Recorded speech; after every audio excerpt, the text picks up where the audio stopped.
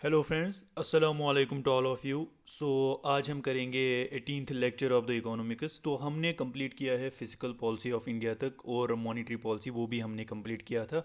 तो अब कुछ ही टॉपिक्स बचे हैं। तो इस टॉपिक में हम डिस्कस करेंगे pricing under various forms of markets, या जो मार्केट इकोनॉमीज़ हैं उनकी टाइप्स क्या होती है।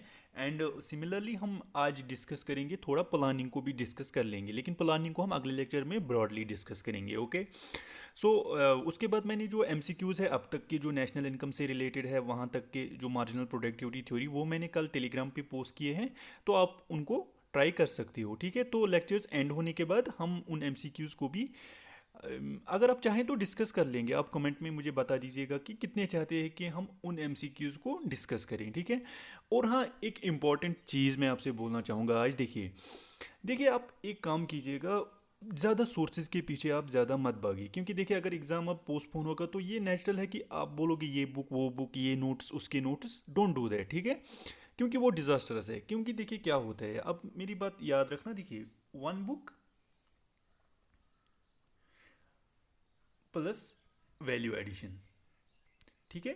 देखिए ये किसी भी सब्जेक्ट में होल्ड करता है। वैल्यू एडिशन का मतलब है, देखिए अगर आप एक मान लीजिए आप इकोनॉमिक्स को ले लीजिए, तो अगर आप खाली मतलब देखिए एक सोर्स पकड़ेंगे, यूजुअली जो मैंने पढ़ाया है, आप इनसे नोट्स अगर किसी ने बनाए हैं तो उनको खाली रेफर करके ठीक है, ठीक है। और उसके बाद वैल्यू एडिशन मतलब होता है, देखिए वैल्यू एडिशन का मतलब जिस जिस कंसेप्ट में आपको लगे कि हाँ इसमें मतलब मुझे डाउट है कुछ है, तो उसको आप वैल्यू ऐड कीजिए थ्रू नेट या किसी और सोर्स से वहीं पे, ठीक है। तो ये नहीं है कि अब एक बुक पढ़ा, मतलब अभी मैं मार्केट इकोनॉमीज पढ़ा रहा हूँ, अब किसी और नोट से भी मार्केट इकोनॉमी पढ़ोगे, फिर तीसरे नोट से पढ़ोगे, तो इससे जो है फिर रिवीजन, वो कंसंट्रेटेड नॉलेज नहीं रहती, ठीक है। फोकस नहीं रहता एक ही जगह पे, तो ओवरऑल क्या होती है, गलती होती है। तो बेटर ये है कि आप कॉन्सेप्ट को ठीक से समझें, अपने सोर्सेज मिनिमम लिमिट करें, और वैल्यू एडिशन उस पर कर सकते हो थ्रू एमसीक्यूज या थ्रू नेट, मतलब जिस कंसेप्ट में आपको डाउट रहे, ठीक है। तो ये आप किसी भी सब्जेक्ट में ये अपनाओ, ठीक है। तो ज़्यादा सोर्सेज के पीछे भागना वो ठीक नहीं है। और कुछ चैनल्स पे आपको बोला जा रहा है कि आप करंट अफेयर पे ज़्यादा वो फोकस दीजिए। तो देखिए ये क्या है कि यहाँ पे एसएसबी, जेके एसएसबी और कश्मीर एडमिनिस्ट्रेटिव सर्विसेज यूपीएससी को मिलाया जा रहा है। एंड ये ठीक स्ट्रेटजी नहीं है, क्योंकि देखिए न्यूज़पेपर्स बाकी वो सब केएस के लिए यूपीएससी के पॉइंट ऑफ व्यू से बहुत ज़्यादा इंपॉर्टेंट है, लेकिन जेके एसएसबी के लिए करंट अफेयर्स का बहुत लिमिटेड रोल होगा। क्योंकि देखिए एक दो क्वेश्चन में भी जीके में पूछ सकते हैं करंट अफेयर से, उसके बाद अकाउंटेंसी मैथमेटिक्स स्टैटिक्स में करंट से क्या पूछेंगे। तो ये इसका भी आप खास ध्यान रखें कि मतलब अपनी स्ट्रेटजी ऐसे बनाएं, one book plus value addition material, ठीक है। तो वैल्यू एडिशन थ्रू एमसीक्यूज आप कर सकते हैं, थ्रू नेट कर सकते हैं, लेकिन खाली एक बुक को रेफर करिए ताकि आपकी नॉलेज जो है कॉन्सेंट्रेटेड रहे। ओके। सो हाँ, तो चलिए आज का लेक्चर स्टार्ट करते हैं फिर, ठीक है। फर्स्ट ऑफ ऑल देखिए यहाँ पे क्या है, टाइप्स ऑफ मार्केट इकोनॉमीज पहले थोड़ा डिस्कस करेंगे। देखिए मतलब जब इकोनॉमिक्स आई तो उसके बाद बहुत सारी जो है इकोनॉमिक कंसेप्ट आई, ठीक है। तो सबसे पहला हम डिस्कस करेंगे यहाँ पे, जो मैंने टेबुलर फॉर्म में आपको दिया है, that is the capitalistic economy. उसके बाद है हमारा socialistic economy, then mixed economy, and finally communistic economy, ठीक है। तो देखिए कैपिटलिस्टिक इकोनॉमी और सोशलिस्टिक इकोनॉमी, इनके बीच का डिफरेंस देखते हैं, ठीक है। देखिए जो कैपिटलिस्टिक इकोनॉमी है, ये मोस्टली जो इसमें होता है प्राइवेट सेक्टर इसमें ज़्यादा मतलब प्रोडक्शन करता है। देखिए हमने इकोनॉमिक्स अगर पढ़ा होगा, वी इकोनॉमिक्स में हमने क्या कहा था, production, distribution and consumption of this goods and services, ठीक है। गुड्स और सर्विसेज को प्रोड्यूस करना, डिस्ट्रीब्यूट करना और कंज्यूम करना, ठीक है। तो इसको हमने बोला था पहले इकोनॉमिक्स। लेकिन अब इन गुड्स को प्रोड्यूस कौन करेगा, डिस्ट्रीब्यूट कौन करेगा और कंज्यूम कौन करेगा, तो ये एक बहुत इंपॉर्टेंट, इससे जो है बहुत सारे forms of economies over the period of time evolve हुई, ठीक है। देखिए अगर हम पहले की बात करें, ड्यूरिंग फ्रेंच टाइम, थोड़ा सा हिस्टोरिकल अगर आप देखोगे, क्या हुआ था कि जो ये था in France, if you see, एक कंसेप्ट आया था that was called as liberalism, ठीक है। Liberalism, liberalism. तो ये पॉलिटिकल साइंस ऑफ व्यू से भी इंपॉर्टेंट कंसेप्ट है। लिबरलिज्म का मतलब क्या था, लिबरलिज्म का मतलब था कि देखिए मैन जो है, he is a free individual, ठीक है, फ्री इंडिविजुअल। तो इसलिए फ्रीडम देनी चाहिए हमें इंसान को, ठीक है। तो इसका मतलब है, लिबरल का मतलब है कि आप मार्केट को बिल्कुल फ्री छोड़ दो, जो मार्केट चाहे वो प्रोड्यूस करे, और जो कंज्यूमर चाहे वो जितनी रेट में चाहे खरीदे। तो इसमें आप कोई रेगुलेशन मत रखो, क्योंकि इंडिविजुअल जो है अगर मार्केट फ्रीली काम करेगा तो उसकी एफिशिएंसी बढ़ जाएगी। तो क्या होगा कि, लेकिन हाँ, इस लिबरलिज्म की एक प्रॉब्लम थी। लिबरलिज्म की प्रॉब्लम क्या थी, देखिए, लिबरलिज्म यूजुअली जो ये कंसेप्ट आया था during the 17th century, you can say around that, उसी टाइम आया था, ठीक है। तो इस लिबरलिज्म का मतलब था, सिंपल आप याद रखोगे, फ्री मार्केट कंडीशंस, ठीक है, फ्री मार्केट कंडीशंस, ठीक है। उसके बाद दूसरी इंपॉर्टेंट जो चीज़ थी इसमें लिबरलिज्म में, कि इसमें जो वेजेस का कंसेप्ट है, ठीक है, लेबर लॉज, ठीक है, लेबर लॉज, इन पे ज़्यादा कोई फोकस नहीं था, क्योंकि देखिए जब गवर्नमेंट रेगुलेट ही नहीं करेगी स्टेट को, तो जो ये wages, minimum hours of work, labours, उनके राइट्स, उस पर कोई फोकस नहीं था। तो मतलब जो एक्सप्लॉइटेशन थी वो मतलब बहुत ज़्यादा हो रही थी। अगर आप देखोगे जब ये बिगिन हुआ था industrial revolution in the world, तो तब क्या हुआ था, बहुत ज़्यादा एक्सप्लॉइटेशन हुई थी पहले पहले वर्कर्स की, ठीक है। तो यही फिर बाद में रीज़न बना, जो फिर कार्ल मार्कस ने कंसेप्ट ऑफ सोशलिज्म दिया, तो उसका रीज़न यही लिबरलिज्म था, ठीक है। तो उसके बाद लिबरलिज्म को अगर हम अब सिंपल आप क्या याद रखोगे, free market conditions, wages, labour laws, इन पे कोई ज़्यादा इनका फोकस नहीं था, ओके। नाउ हम तो आई होप कि ये लिबरलिज्म का कंसेप्ट आपको समझ आया होगा। तो थोड़ा सा सिंपल बैकग्राउंड मैंने आपको दे दिया, तो इतना आपके लिए काफ़ी है, ठीक है। तो लिबरलिज्म से क्या हुआ, अब लेबर लॉज, वेजेस, रेगुलेशन वो तो नहीं था, ठीक है। तो इसका मतलब था, देखिए अब क्या होता है, अब हम इसी लिबरलिज्म को यूज करके डिफाइन करेंगे capitalistic economy, socialistic, mixed and communistic economy, ठीक है। देखिए क्या होता है, अगर हम यहाँ पे मानिए, हम वापस चले जाते हैं हमारे पिछले जो लेक्चर्स डिमांड और सप्लाई कर्व पे, ठीक है। ये मान लीजिए आपकी ये है demand curve, sorry, supply curve, और ये है आपकी डिमांड कर्व।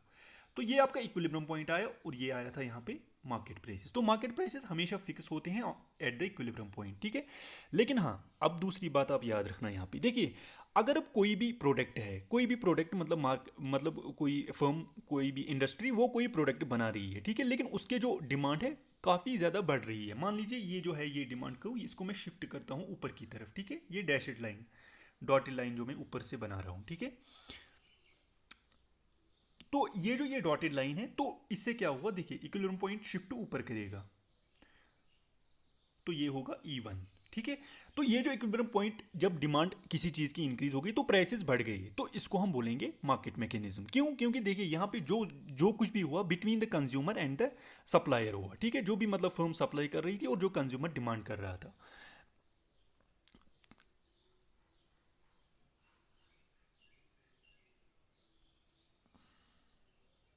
देखिए फिर से यहाँ पे अगर हम ये बनाएं, ये हमारी एक्स वाई प्लेन, और ये हमारी सप्लाई को, और ये डिमांड को, ठीक है।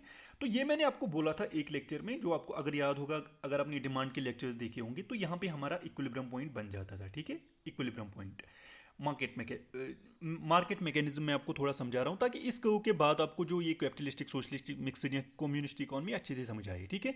देखिए यहाँ पे इक्विलिब्रियम पॉइंट यहाँ आया, ठीक है। लेकिन हाँ, अब मानिए कोई भी चीज़ है, ठीक है, मान लीजिए मतलब कंज्यूमर्स के पास मान लीजिए कोई भी प्रोडक्ट है, कार्स आप मान लीजिए उनकी डिमांड बढ़ गई, तो जब भी डिमांड बढ़ जाती है तो ये डिमांड को शिफ्ट करती है फॉरवर्ड की तरफ, ठीक है, जिसको हम कहते हैं राइट वर्ड शिफ्ट। तो जब भी डिमांड को राइट वर्ड शिफ्ट करेगी तो प्राइसेस ऑलरेडी इंक्रीज हो जाएंगे, ठीक है, हाइक करेंगे प्राइसेस, ठीक है। तो यहाँ पे आपका इक्विलिब्रियम पॉइंट E1 बन जाएगा, ओके।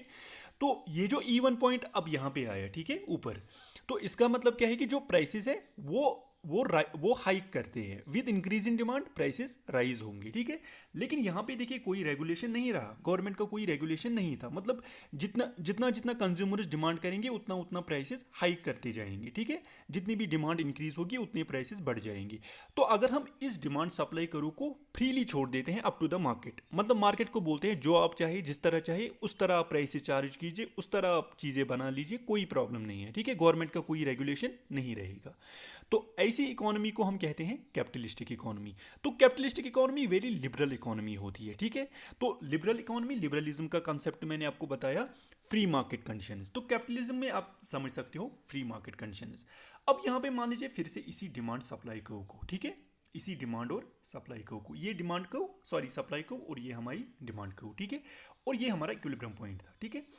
अब मान लीजिए अब किसी जगह क्या होगा, गवर्नमेंट इंटरवेंशन करेगी, ठीक है। तो गवर्नमेंट अगर इंटरवेंशन करेगी क्या होगा, देखिए यहाँ पे प्राइसेस है, लेकिन आप मान लीजिए यहाँ पे देखिए आपको पता होगा इंडिया की जो एग्रीकल्चरल ग्रोथ है बहुत ज़्यादा है, ठीक है, मतलब बहुत ज़्यादा प्रोड्यूस करती है इंडिया राइस बाकी क्रॉप्स, लेकिन फिर भी इंडिया में हंगर है। तो क्यों है हंगर, बिकॉज देखिए यहाँ पे अगर मान लीजिए 15 रुपीज़ पर के जी ऑफ राइस, ठीक है, 15 रुपीज़ पर के जी ऑफ राइस, इस प्राइस पे इसको मान लीजिए पी।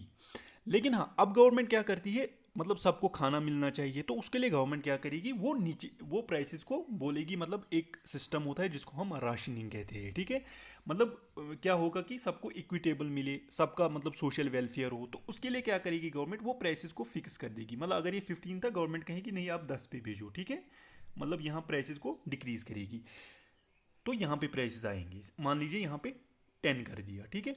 तो ओवरऑल जो इक्विलिब्रियम पॉइंट पे जो यहाँ पे प्राइस ऑलरेडी फिक्स होता वो 15 रुपीज़ पर के जी था, as per the demand and supply का हो, ठीक है, उसका इंटरसेक्शन इक्विलिब्रियम पॉइंट पे। लेकिन हाँ, गवर्नमेंट के इंटरवेंशन से क्या हुआ, उन्होंने फिक्स कर दिया प्राइस को, तो उसको हम राशनिंग कहते हैं, राशनिंग, ठीक है।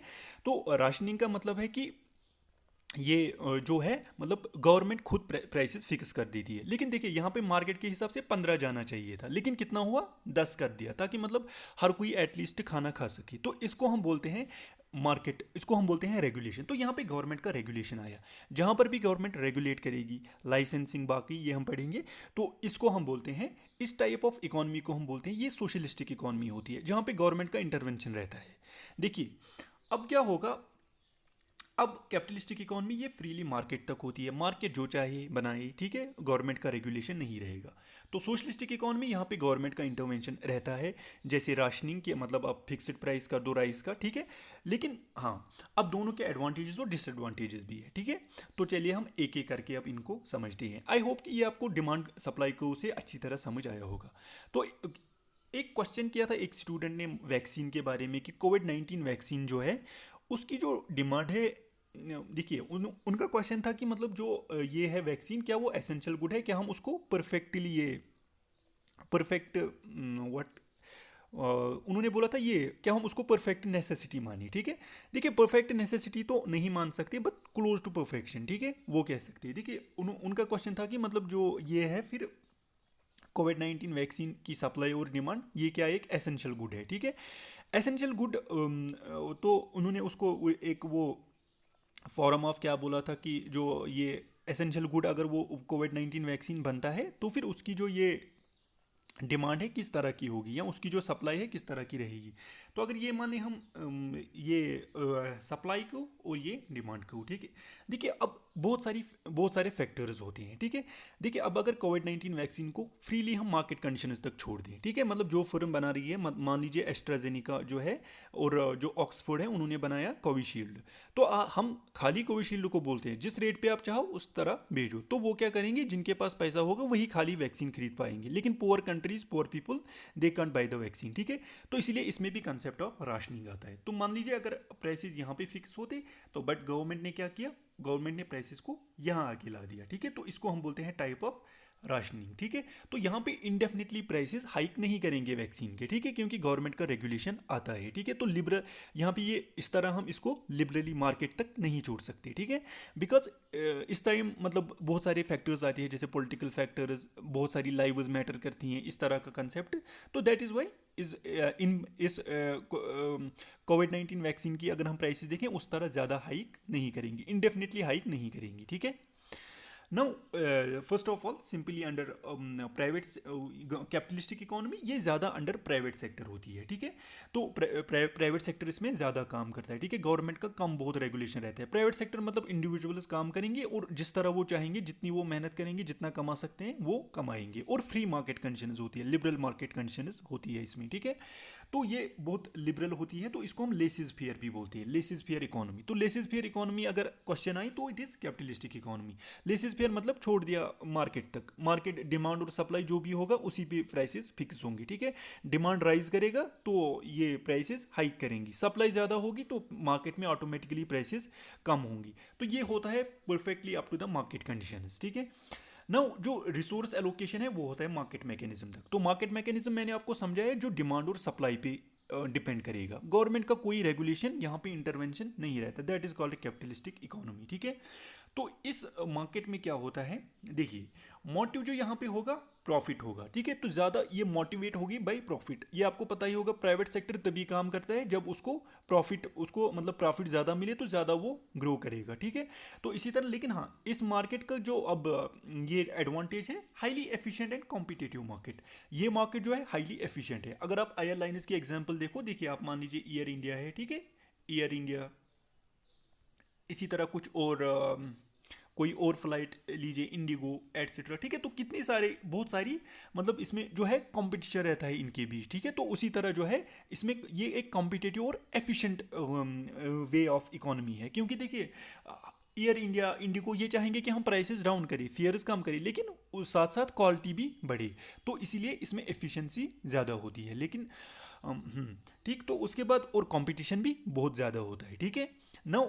उसके बाद जो होता है यहाँ पे डिसएडवांटेज, अगर हम इसका देखें, सोशल इनजस्टिस, ठीक है। मतलब जैसे इसमें पॉवर्टी, अनएम्प्लॉयमेंट ज़्यादा क्रिएट होती है, ठीक है।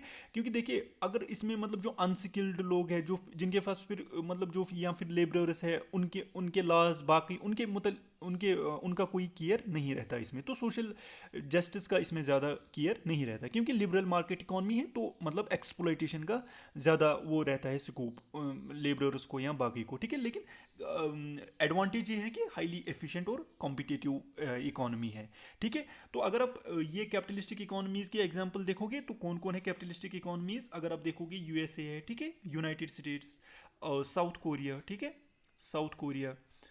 तो उसके बाद अगर आप देखोगे जापान, ठीक है, जापान। तो ये मान लीजिए, देखिए हर कोई इकॉनमी कोई परफेक्टली कैपिटलिस्टिक इकॉनमी नहीं हो सकती, और कोई भी इकॉनमी परफेक्टली सोशलिस्टिक इकॉनमी नहीं हो सकती। तो मोर और लेस यूएसए में भी इतना तो नहीं है ना कि हर सब कुछ प्राइवेट ही चला रहा है, कुछ और है ही नहीं। तो गवर्नमेंट का भी थोड़ा रेगुलेशन यहाँ पे रहता है, लेकिन ओवरऑल जो है क्लोज टू कैपिटलिस्टिक इकॉनमी हम कह सकते हैं, साउथ कोरिया, जापान, ठीक है। तो परफेक्टली कैपिटलिस्टिक या परफेक्टली सोशलिस्टिक ये ज़्यादा पॉसिबल नहीं होता, क्योंकि किसी ना किसी चीज़ का अगर कहीं पे फ्री मार्केट कंडीशन है तो गवर्नमेंट का थोड़ा रेगुलेशन रहेगा। इसी तरह सोशलिस्टिक इकोनॉमी में भी कुछ ना कुछ एलिमेंट्स कैपिटलिज्म के होंगे, ठीक है ना। उसके बाद सोशलिस्टिक इकोनॉमी, राइट। तो यहाँ पे गवर्नमेंट और इकोनॉमिक प्लानिंग, या मतलब देखिए गवर्नमेंट, जो मैंने आपको अभी कहा, अगर ये सप्लाई और डिमांड को है, अगर यहाँ पे मार्केट प्राइसेस फिक्स करता है तो गवर्नमेंट प्राइसेस को डाउन करेगी, ठीक है, यहाँ तक लाएगी। तो इसको हम मतलब जो है रेगुलेशन रहता है यहाँ पे, ठीक है। तो उसके बाद क्या आप बोल सकते हो, यहाँ पे पब्लिक सेक्टर यहाँ पे बहुत ज़्यादा प्रोमिनेंट होता है, ठीक है। तो यहाँ पे प्राइवेट सेक्टर कैपिटलिस्टिक इकोनॉमी में मतलब इंडिविजुअल जो चाहे प्रोड्यूस करे up to the market conditions, लेकिन यहाँ पे पब्लिक सेक्टर प्रोमिनेंट होता है, मतलब गवर्नमेंट ज़्यादा काम करेगी, गवर्नमेंट का रेगुलेशन रहेगा। जैसे लाइसेंसिंग राज, लाइसेंसिंग राज का मतलब क्या है, देखिए अगर आप देखोगे जूरिंग 19 जब इंडिया इंडिपेंडेंट हुआ था आफ्टर 1947, तो लाइसेंसिंग राज बहुत ज़्यादा था। लाइसेंसिंग राज का मतलब है, देखिए अगर इंडिया की फर्म्स हैं, ठीक है, तो ये मान लीजिए डिमांड, सॉरी,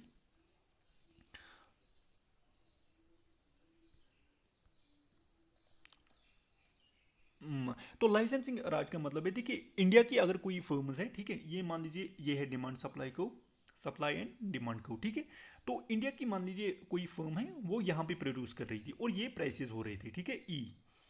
लेकिन हाँ अब क्या है कि ये फर्म जो थी, फ्यू फर्म्स थे, उनको उनके पास लाइसेंस था कुछ प्रोड्यूस करने का, लेकिन फॉरेन फर्म्स नहीं आ सकती थी इंडिया में, मतलब वो इन्वेस्ट नहीं कर सकती थी इंडिया में फिर उसी चीज़ को प्रोड्यूस करते। मान लीजिए यहाँ पे कोई फर्टिलाइजर है, ये कोई फर्म है, ये डिमांड सप्लाई को, इसको मान लीजिए फर्म वन, ये इंडिया की फर्म है। तो फ्यू फर्म्स थी इंडिया में जो फर्टिलाइजर बनाती थी, बाकियों को ज़्यादा उनको अलाउ नहीं था, तो लाइसेंसिंग राज था। तो खाली कुछ के पास ये लाइसेंस थी कुछ प्रोड्यूस करने का, तो मतलब गवर्नमेंट का रेगुलेशन बहुत ज़्यादा था। लेकिन अब अगर देखिए इनका प्राइस E1 था, अब मान लीजिए कोई और इकॉनमी, कोई और मतलब फर्म आती है यहाँ पे इंडिया में, सपोज इनका प्राइस यहाँ पे मान लीजिए 15 रुपीज़ पर केजी ऑफ फर्टिलाइजर था। लेकिन मान लीजिए अब कोई और फर्म आती है इंडिया में, मान लीजिए फॉरेन से, उनके प्राइसेस यहाँ पे 10 रुपीज़ पर केजी आते हैं, ठीक है। तो उसे 10 रुपीज़ पर केजी से क्या होता, ये 10 रुपये पर केजी फर्टिलाइजर प्रोड्यूस करती है, और ये 15 रुपीज़ पर केजी फर्टिलाइजर प्रोड्यूस करती है, तो लोग जो है 10 रुपीज़ पर केजी परचेज करते हैं, ठीक है। तो उससे क्या होता है, जो ये हमारी जो इंडिया की अपनी फर्म्स हैं उनको नुकसान होता, वो फिर क्योंकि वो उतनी कॉम्पिटेटिव नहीं थी, क्योंकि फॉरेन में तो ज़्यादा टेक्नोलॉजी थी, उसके बाद क्वालिटी भी मेंटेन करते थे, तो ऑलरेडी वो प्राइसेस को रिड्यूस कर सकते थे, लेकिन डोमेस्टिक कंपनीज उससे फिर वाइप आउट हो जाती। तो इसीलिए यहाँ पे 1947 के बाद लाइसेंसिंग राज था, तो मतलब फ्यू फर्म्स के पास कुछ प्रोड्यूस करने का लाइसेंस था। फॉरेन डायरेक्ट इन्वेस्टमेंट ज़्यादा नहीं था, मतलब फॉरेन फर्म्स इंडिया में आए, फिर काम करे, फिर चीज़ें बनाई, क्योंकि उसे डोमेस्टिक फर्म्स ख़राब होती। तो इसीलिए जो है, तो इसमें इसमें क्या था, इसको हम बोलते हैं लाइसेंसिंग राज, ठीक है। तो लाइसेंसिंग राज में फॉरेन इन्वेस्टमेंट ज़्यादा अलाउड नहीं होती है, ठीक है।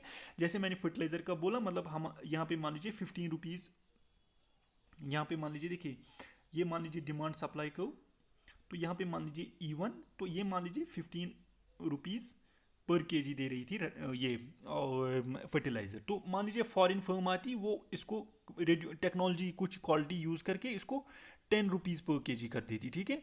तो इससे मतलब क्या होता कि फिर जो फॉरेन जो फिर डोमेस्टिक फर्म्स हैं वो वाइप आउट हो जाती, वो कंपटीशन में स्टैंड नहीं करती, इसलिए इसको हम बोलते हैं लाइसेंसिंग राज। फ्यू फर्म्स के पास ऐसा लाइसेंस था कि वो कुछ चीज़ प्रोड्यूस कर पाते, okay. Now second thing is that, तो यहाँ पे पब्लिक सेक्टर बहुत ज़्यादा प्रोमिनेंट होता है, तो उसके बाद गवर्नमेंट रेगुलेशन बहुत ज़्यादा रहता है, ठीक है। तो हाँ, अब इसका मोटिव क्या है, देखिए वहाँ पे मोटिव था प्रॉफिट। प्रॉफिट कैपिटलिस्टिक इकोनॉमी में प्राइवेट सेक्टर ज़्यादा होता है, तो एफिशिएंसी और कंपटीशन ज़्यादा होता है, तो प्रॉफिट ज़्यादा होता है। लेकिन यहाँ पे जो है बहुत ज़्यादा, यहाँ पे क्या है, सोशल जस्टिस। जैसे मैंने आपको फर्म का बोला कि मतलब डोमेस्टिक फर्म्स को प्रोटेक्ट करना है, ठीक है। तो सोशल जस्टिस मतलब हमारे जो लोग हैं वो खा सके, वो काम, वो तरक्की कर सके अपने सिटीजन्स, तो सोशल वेलफेयर पे ज़्यादा ये फोकस रहता है। पॉवर्टी रिडक्शन, ठीक है, मतलब वेल्थ जो है कंसंट्रेट नहीं होनी चाहिए इन फ्यू हैंड्स, तो ये ऑब्जेक्टिव्स है ऑफ द सोशलिस्टिक इकोनॉमी, ठीक है। तो सोशलिस्टिक इकोनॉमी आप मान लीजिए जो पॉवर्टी की बात करें, जो लोगों के हक की बात करें, लेबरर्स की बात करें, ठीक है, तो इसीलिए ये बोलती है गवर्नमेंट को कि आप रेगुलेट करो, आप लेबर लॉज बनाओ, बाकी बनाओ, ठीक है। तो कैपिटलिस्टिक इकोनॉमी सिंपली जो मार्केट पे छोड़ दी जाती है, डिमांड और सप्लाई जो आप चाहो वो करो, ठीक है। तो यहाँ पे और होता है, देखिए लो, लेकिन हाँ इसका डिसएडवांटेज क्या है, एफिशिएंसी लो होती है, क्योंकि कंपटीशन ही जब नहीं होगा तो एफिशिएंसी कम होगी। मान लीजिए यहाँ पे ये फर्म थी जो मैंने आपको बोला, ये कर रही थी चार्ज 15 रुपीज़ पर केजी, ठीक है, 15 रुपीज़ पर केजी किसी भी फर्टिलाइजर का। तो ये नहीं चाहेगी कि अब मतलब बोलेगी कि अब कोई कंपटीशन है नहीं, तो मैं तो ठीक कमा रहा हूँ, अब क्या ज़रूरत है, मतलब मैं क्वालिटी इंप्रूव करूँ, मैं प्राइसेस को रिड्यूस करूँ, वो ये, तो इसीलिए कंपटीशन नहीं होगा। तो ओवरऑल यहाँ पे एफिशिएंसी प्रॉफिट कम होगा, ठीक है। जैसे आप खुद एग्जांपल ले सकते हो गवर्नमेंट और प्राइवेट स्कूल की, तो आप खुद इसे डिफ्रेंशिएट कर सकते हो कि प्राइवेट स्कूल में इवन दो कि उतने टीचर्स जो है उनकी क्वालिफिकेशन मान लीजिए गवर्नमेंट स्कूल से कम ही होती है, लेकिन वो अच्छा पढ़ाते हैं then the those government employees. Why? Because क्योंकि देखिए गवर्नमेंट एम्प्लॉय में उसमें कोई कंपटीशन ही नहीं होता है। तो इसी तरह जो कॉम्पिटेटिव इकोनॉमी होती है वो कैपिटलिस्टिक इकोनॉमी होती है। सोशल जस्टिस जिसमें ज़्यादा होता है that is socialistic economy, okay. Now अब हम डिस्कस करेंगे मिक्सड इकोनॉमी को, राइट। तो मिक्सड इकोनॉमी में क्या क्या होती है, both capitalistic and socialistic futures. अब मैंने अभी आपको बोला कि कोई भी इकोनॉमी दुनिया में जो है वो परफेक्टली कैपिटलिस्टिक या परफेक्टली सोशलिस्टिक नहीं हो सकती। ये नेसेसरी है कि हाँ किसी अगर किसी इकोनॉमी में कैपिटलिज्म का ज़्यादा रोल हो सकता है, मान लीजिए 90% रोल है कैपिटलिज्म का, लेकिन 10% रोल डेफिनेटली होगा किसका, इसी तरह सोशलिस्टिक इकोनॉमी का, ठीक है। इसी तरह अगर कोई इकोनॉमी है उसके 90% है वो ज़्यादा, मान लीजिए उसमें 90% है सोशलिस्टिक फ्यूचर्स, तो लेकिन 10% उसमें डेफिनेटली होंगे प्राइवेट फ्यूचर्स भी, ठीक है, प्राइवेट फ्यूचर्स भी, ओके। तो इस तरह का डिफरेंस होता है इनमें। तो अब मिक्सड इकोनॉमी क्या होता है, जिसमें both capitalistic and socialistic futures होते हैं। तो इंडिया जो है by nature it is a mixed economy, ठीक है। तो यहाँ पे हाँ यहाँ पे मॉडरेट गवर्नमेंट इंटरवेंशन रहता है। देखिए इंडिया पहले से ही मिक्सड इकोनॉमी थी, लेकिन हाँ अब इंडिया का जो पहले टिल्ट था आफ्टर इंडिपेंडेंस अप टू 1991, देखिए 1947 से 1991 तक, तो इंडिया ये तो मिक्सड इकोनॉमी बाई नेचर पहले से ही थी, मतलब इसमें सोशलिस्टिक और कैपिटलिस्टिक फ्यूचर्स भी थे, लेकिन हाँ अब इसमें क्या था 47 टू 91 जो ज़्यादा टिल्ट था इंडियन इकोनॉमी का, that was towards the socialistic economy, मतलब इसमें सोशलिस्टिक फ्यूचर्स तब ज़्यादा थे, ठीक है। मतलब वो नेशनलाइजेशन ऑफ बैंक सबको याद होगा during Indira Gandhi government etcetera, ठीक है। तो पॉवर्टी रिडक्शन, पॉवर्टी ज़्यादा थी तो इसीलिए लाइसेंसिंग राज था, ठीक है। फ्यू फर्म्स को मतलब परमिशन था कि वो कुछ प्रोड्यूस कर पाते इंडिया में, खाली डोमेस्टिक कंपनीज को, फॉरेन डायरेक्ट इन्वेस्टमेंट नहीं थी। लेकिन 1991 के बाद आपको पता होगा लिबरलाइजेशन आया, ठीक है, लिबरलाइजेशन। तो मतलब लिबरलाइजेशन से क्या हुआ कि जो फिर बाकी फॉरेन इन्वेस्टमेंट है, फॉरेन फर्म्स है, उनको भी मतलब धीरे धीरे परमिशन मिलना स्टार्ट हो गया। तो फिर उससे क्या हुआ, इंडिया का जो जीडीपी है काफ़ी ज़्यादा बढ़ गया, लेकिन उससे जो है फिर और प्रॉब्लम्स आ गई, जैसे पॉवर्टी बढ़ गई, अनएम्प्लॉयमेंट बढ़ गई, ठीक है, लेकिन हाँ एफिशिएंसी बढ़ गई, ठीक है। तो ये हम ग्रोथ डेवलपमेंट में डिस्कस करेंगे अच्छे से कि डेवलपमेंट और ग्रोथ में डिफरेंस क्या है एटसेट्रा, ठीक है। तो आई होप कि ये सोशलिस्टिक और कैपिटलिस्टिक इकोनॉमी का डिफरेंस आपको समझ आया होगा। तो मिक्सड इकोनॉमी में बहुत होते हैं, तो India by nature mixed economy है, मतलब कुछ एलिमेंट्स कैपिटलिस्टिक इकोनॉमी के हैं, कुछ सोशलिस्टिक इकोनॉमी के है। तो पहले जो इंडिया थी ज़्यादा टिल्टेड थी towards the this socialistic economy, ठीक है, क्योंकि पॉवर्टी थी तो इसलिए इंडिया चाहती थी कि अपनी डोमेस्टिक फर्म्स को प्रोटेक्ट करे, इसी तरह जो गरीबी हटाओ वो सब मतलब ना रही, ठीक है। तो इसी तरह नेशनलाइजेशन ऑफ बैंक्स। लेकिन 1991 के बाद इंडिया ज़्यादा शिफ्ट कर गई टुवर्ड्स द कैपिटलिस्टिक इकोनॉमी। आज अगर आप देखोगे जो प्रेजेंट गवर्नमेंट है ये क्या कर रही है, मतलब अपनी शेयर्स कम कर रही है in the various sectors, public sectors में अपनी शेयर्स कम कर रही है, डिसइन्वेस्टमेंट, ठीक है। तो ताकि मतलब जो है प्राइवेट सेक्टर ही बढ़ जाए क्योंकि उसकी ग्रोथ ज़्यादा होगी, ठीक है। तो ये होता है, ठीक है। और तो अब आपसे मेरा क्वेश्चन है, ड्यू टू कोविड-19 वैक्सीन, ठीक है, अब इंडिया क्या चाहेगी? क्या ये चाहेगी कि मैं सोशलिस्टिक इकोनॉमी बनूं या कैपिटलिस्टिक इकोनॉमी बनूं? आप मुझे कमेंट में इसका आंसर बोल दीजिए, ठीक है ना। उसके बाद जो है हाँ यहाँ पे अब मिक्सड इकोनॉमी में मॉडरेट गवर्नमेंट इंटरवेंशन रहता है, ठीक है। तो मान लीजिए यहाँ पे अब इंडिया है, ये मान लीजिए डिमांड, ये मान लीजिए सप्लाई कर्व और ये डिमांड कर्व, ठीक है। तो यहाँ पे मान लीजिए प्राइसेस, ठीक है। तो अब मॉडरेट गवर्नमेंट इंटरवेंशन मतलब अगर गवर्नमेंट को लग रहा है कि ये मान लीजिए ये डिमांड कर्व है फॉर एजुकेशनल इंस्टीट्यूट्स की, मतलब उनका फीस बढ़ रहा है, ठीक है। तो मान लीजिए क्वालिटी ऑफ एजुकेशन भी बढ़ रही है लेकिन फीस यहाँ तक हो रही है, ठीक है। तो यहाँ फीस आ गई, ठीक है। यहाँ पे मान लीजिए कुछ कुछ भी, तो फीस यहाँ पे ई, तो यहाँ पे E1, राइट, ठीक है। तो E1 में जो अब क्या होगा कि जो फिर फीस है वो तो बढ़ गई, तो मतलब ओवरऑल जो पुअर पीपल हैं वो सफ़र हो जाएंगे, ठीक है। तो इसलिए क्या करेगी गवर्नमेंट, वो फिर इसको रिड्यूस करेगी, राइट। वो फिर क्या करेगी कि मतलब जो फिर ये डिमांड, इसमें गवर्नमेंट का इंटरवेंशन आएगा कि नहीं आप ये मत करो, आप नीचे जाओ। तो उसके लिए गवर्नमेंट कुछ इंसेंटिव्स, कुछ रेगुलेशंस लाएगी कि प्राइसेस फिक्स होंगे इतनी ही, ठीक है। तो इसी को हम बोलते हैं गवर्नमेंट रेगुलेशन। तो सिलेक्टेड सेक्टर्स में गवर्नमेंट का रेगुलेशन रहता है, ओके।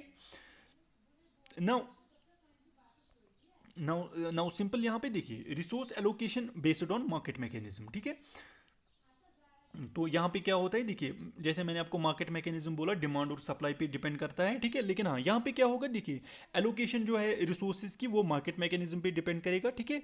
और जो गवर्नमेंट प्लानिंग भी थोड़ी रहेगी। गवर्नमेंट प्लानिंग का मतलब है देखिए सिंपल, मतलब जो है मतलब डिमांड सप्लाई के रूप पे ही छोड़ दिया जाएगा मार्केट को ताकि एफिशिएंसी बढ़ जाए, ठीक है। लेकिन हाँ उसके बाद गवर्नमेंट सिलेक्टेड सेक्टर्स में अपना इंटरवेंशन रखेगी, ठीक है। मतलब ये नहीं है कि छोड़ दिया मार्केट को, आप जो चाहो वो बनाओ, लेकिन हाँ गवर्नमेंट इंटरवीन भी करेगी। अगर गवर्नमेंट को लग रहा है कहीं पे कि प्राइसेस ज़्यादा बढ़ रहे हैं तो गवर्नमेंट इंटरवेंशन करेगी कि नहीं प्राइसेस कम कर दो। तो कुछ सेक्टर्स जैसे पेट्रोलियम बाकी, तो उनमें जो गवर्नमेंट का रेगुलेशन रहेगा। इंपॉर्टेंट सेक्टर्स में जैसे एजुकेशन, हेल्थ, ठीक है, मतलब गवर्नमेंट हॉस्पिटल्स भी बनाओ, प्राइवेट हॉस्पिटल्स भी बनाओ, लेकिन गवर्नमेंट प्राइवेट हॉस्पिटल्स को कहेगी कि नहीं आप जो है मतलब सिर्फ ये रेट्स रख लीजिए क्योंकि हेल्थ एक इंपॉर्टेंट सोशल काज है, ठीक है।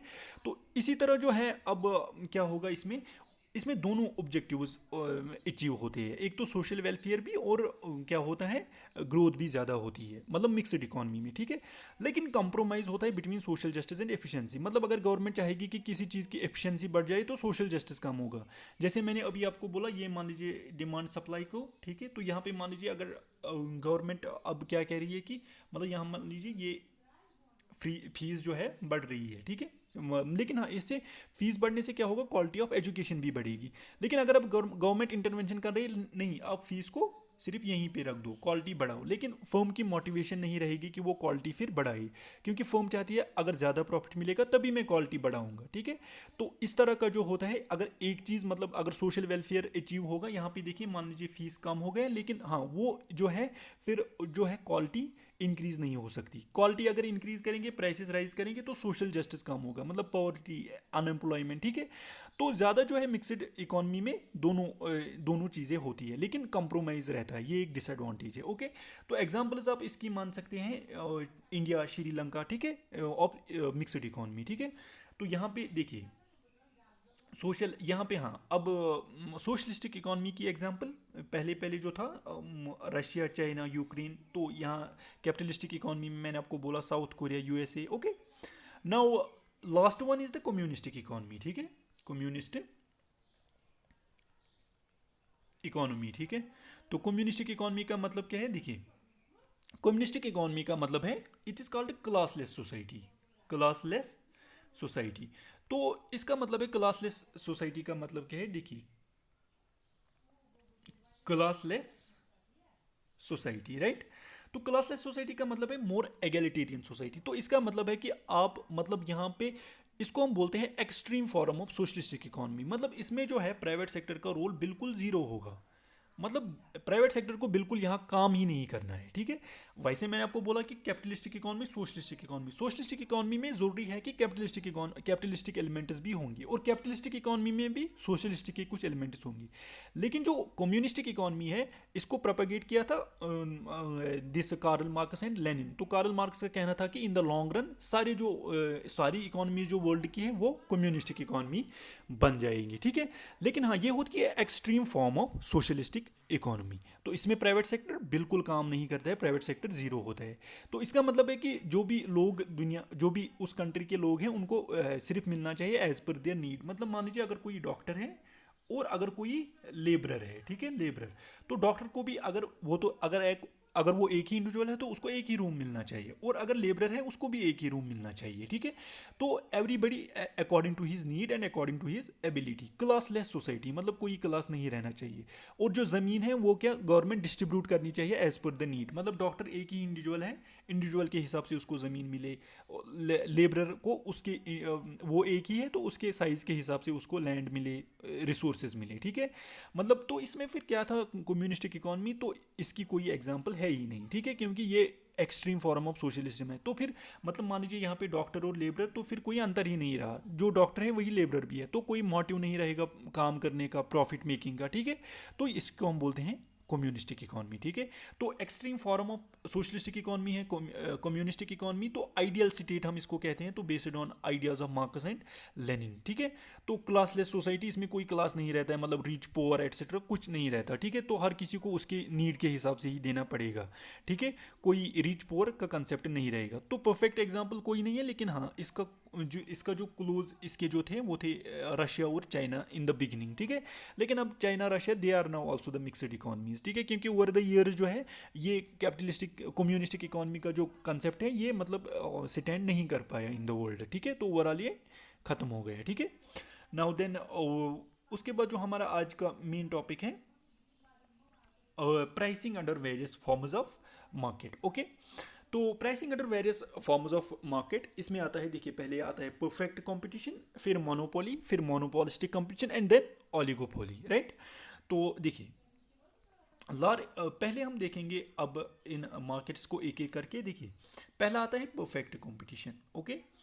परफेक्ट कंपटीशन में क्या आता है, देखिए इसमें होती है लार्ज नंबर ऑफ फर्म्स, ठीक है। तो आप मान लीजिए कोई एक ही प्रोडक्ट है, आप मान लीजिए वीट एक ही ग्रेड का, ठीक है। तो इसमें जो है लार्ज नंबर ऑफ सप्लायर्स होंगे, मतलब लार्ज नंबर ऑफ फार्मर जो है वो सप्लाई करेंगे वीट इन द मार्केट। तो इसी तरह मतलब जो बायर्स भी होंगे वो भी बहुत ज़्यादा होंगे, तो प्रोडक्ट भी होमोजीनियस है, ठीक है। तो इसमें जो क्या होता है,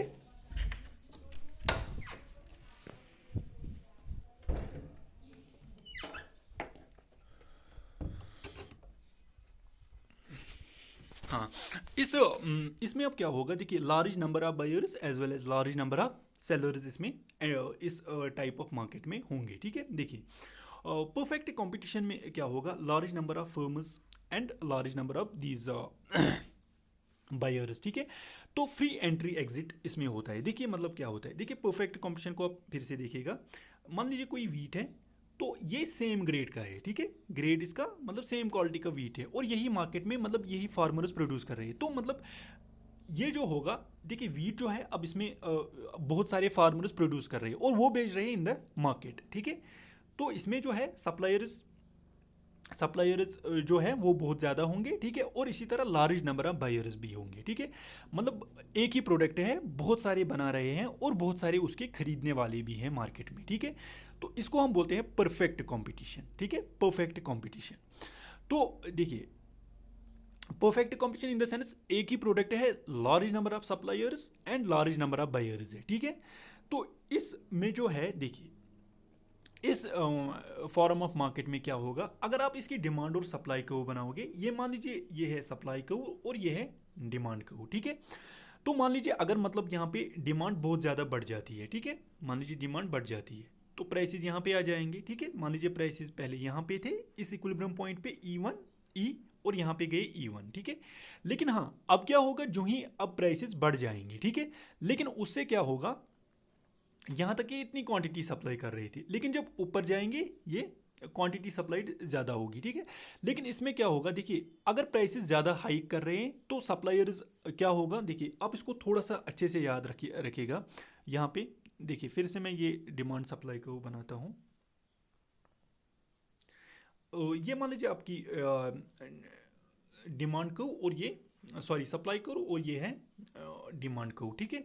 तो देखिए मान लीजिए अब मैंने क्या बोला आपको, यहाँ पे large number of buyers as well as large number of these suppliers, ठीक है। मतलब फार्म सप्लायर्स भी बहुत ज़्यादा है और जो मतलब बायर्स हैं वो भी बहुत ज़्यादा है, और प्रोडक्ट सेम है, एक ही टाइप का प्रोडक्ट है परफेक्ट कंपटीशन में, ठीक है।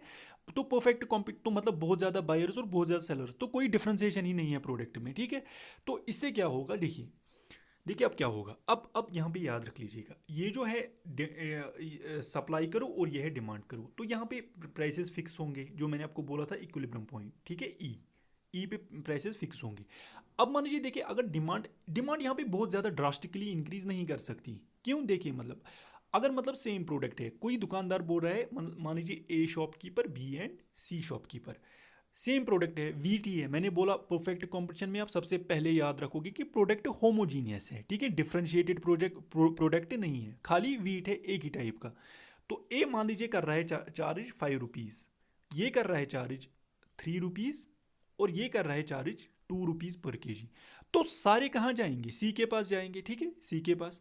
लेकिन मान लीजिए सी यहाँ पे बेच रहा था, ठीक है, यहाँ पे, अब यहाँ पे मान लीजिए सी बेच रहा है, तो सी का मतलब 2 रुपये पर केजी वो बेच रहा है, तो यहाँ पे देखिए उसकी जो सप्लाई करो है यहाँ तक जाएगी, लेकिन उसकी डिमांड यहाँ तक जाएगी।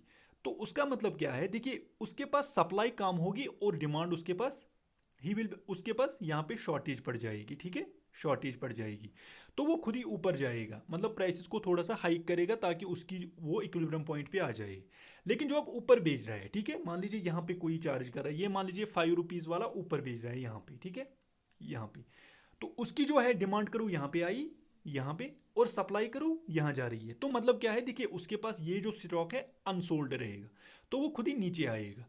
तो इसमें क्या है, ओवरऑल जो है प्राइसेस ज़्यादा ड्रास्टिकली इंक्रीज नहीं हो सकती, ठीक है, क्योंकि देखिए अगर मतलब सारे कंज्यूमर्स पहले किसके पास जाएंगे, सी के पास, लेकिन वो खुद चला जाएगा ऊपर, तो ओवरऑल जो ये 3 वाला है ये मान लीजिए यहीं पे था, तो इसको बी 2 रुपीज़ पर केजी चार्ज कर रहा है, तो वो वहीं पे रहेगा। तो डिमांड और सप्लाई जो है किन मार्केट फैक्टर्स पे डिपेंड करेगी, और क्योंकि जब लार्ज नंबर सप्लाई भी बहुत ज़्यादा है और डिमांड भी बहुत ज़्यादा है, ठीक है, अब तो इसी तरह जो है फिर प्राइस जो है इंडेफिनेटली इंक्रीज नहीं हो सकती। तो मान लीजिए कोविड-19 वैक्सीन का, जैसे मैंने आपको बोला, अगर इसको हम खाली मार्केट तक छोड़ दें तो इसकी जो प्राइसेस हैं बहुत ज़्यादा हाइक करेंगी फिर, ठीक है, लेकिन वो वैसा नहीं होता क्योंकि गवर्नमेंट रेगुलेशन रहता है। तो लेकिन हाँ अब परफेक्ट कंपटीशन में क्या होगा, जो है प्राइस जो है ड्रास्टिकली इंक्रीज नहीं करेंगे, मतलब एक्सप्लॉइटेशन का स्कोप कम रहेगा इन द परफेक्ट कंपटीशन, क्योंकि इसके जो प्राइसेस है वो बेस्ड है ऑन डिमांड एंड सप्लाई, क्योंकि large number of suppliers and large number of buyers है, ठीक है। अगर एक ज़्यादा में दे रहा है तो दूसरे के पास जाएंगे, क्योंकि प्रोडक्ट सेम ही है, ठीक है, तो उसके पास एक्सप्लॉइटेशन का स्कोप नहीं रहता। फर्म इज प्राइस टेकर, तो यहाँ पे फर्म जो होगी वो प्राइस टेकर होगी, ना कि प्राइस मेकर। उसका मतलब क्या है, देखिए ये डिमांड और सप्लाई को, तो खाली इसी के ऊपर सप्लाई डिमांड ज़्यादा होगी तो प्राइसेस यहाँ पे चले जाएंगे, ठीक है। तो मतलब जब अगर सप्लाई कम करेंगे, अगर सप्लाई ज़्यादा होगी तो प्राइसेस इंक्रीज रिड्यूस हो जाएंगी, ठीक है। तो इसका मतलब है कि जो प्राइसेस हैं वो डिपेंड करते हैं upon the demand and supply of the market. तो इसीलिए फर्म यहाँ प्राइस टेकर होती है, मतलब जो प्राइस फिक्स होगा इन द मार्केट वही प्राइस एक्सेप्ट करना पड़ेगा किसी भी फर्म को। तो इसको हम बोलते हैं that firm is price taker, ना कि price maker in the perfect competition, ठीक है। तो उसके बाद एक्सप्लॉइटेशन का स्कोप बहुत कम रहता है। उसके बाद free exit and entry of the firms, मतलब इसमें जो फर्म चाहे आ सकती है, जो फर्म चाहे बाहर निकल सकती है, जो बायर चाहे जा सकता है, जो बायर चाहे निकल सकता है, मतलब इसमें कोई वो रेगुलेशन नहीं रहता है इन द परफेक्ट कंपटीशन, ठीक है। तो इसी को हम बोलते हैं large free entry and exit of firms. तो नॉर्मल प्रॉफिट जो होगा यहाँ पे, देखिए ओवरऑल नॉर्मल प्रॉफिट होगा, एबनॉर्मल प्रॉफिट नहीं होगा, क्योंकि वो मैंने आपको अभी बोला कि कोई ज़्यादा पे सेल करेगा उसका अनसोल्ड रहेगा, कोई कम पे सेल करेगा उसको वो शॉर्ट ऑफ सप्लाई हो जाएगा, ठीक है। तो सिंपल ये याद रख लीजिए, ये डिमांड सप्लाई को, ठीक है। यहाँ पे मान लीजिए इक्विलिब्रियम पॉइंट, कोई यहाँ सेल कर रहा है तो उसका मान लीजिए देखिए ये उसकी जो सप्लाई है यहाँ तक है लेकिन डिमांड यहाँ तक है, तो उस वो शॉर्ट ऑफ सप्लाई होगा। तो जो ऊपर बेच रहा है तो उसका क्या होगा, यहाँ पे डिमांड और ये उसका रहेगा सप्लाई यहाँ तक, तो उसका अनसोल्ड रहेगा, ठीक है। तो ये होता है, तो ओवरऑल जो है नॉर्मल प्रॉफिट ही मिलेगा, कोई हाई प्रॉफिट नहीं मिलेगा, ठीक है। मान लीजिए ये हाई प्रॉफिट कमाना चाहता है लेकिन लोग ज़्यादा नहीं जा रहे इसके पास, ठीक है। तो इसमें जो हुआ ओवरऑल जो होगा इसमें प्रॉफिट नॉर्मल होगा। तो ये मार्केट जो है वेरी रेयर होता है एज परफेक्ट। देखिए ये तो पता ही है कि मतलब अब कोई भी प्रोडक्ट आप जाओगे तो उसमें डिफरेंस, आज के मार्केट में आप देखो डिफरेंशिएशन तो होता है। आप सोप्स की एग्जांपल ले लीजिए, ठीक है। कोई सोप मान लीजिए, देखिए बहुत सारी सोप्स है, लक्स है, ठीक है, डिटॉल है, ठीक है। तो ओवरऑल सेम प्रोडक्ट्स में डिफरेंशिएशन होता है, ये नहीं है कि सारी शॉप ने एक जैसी है।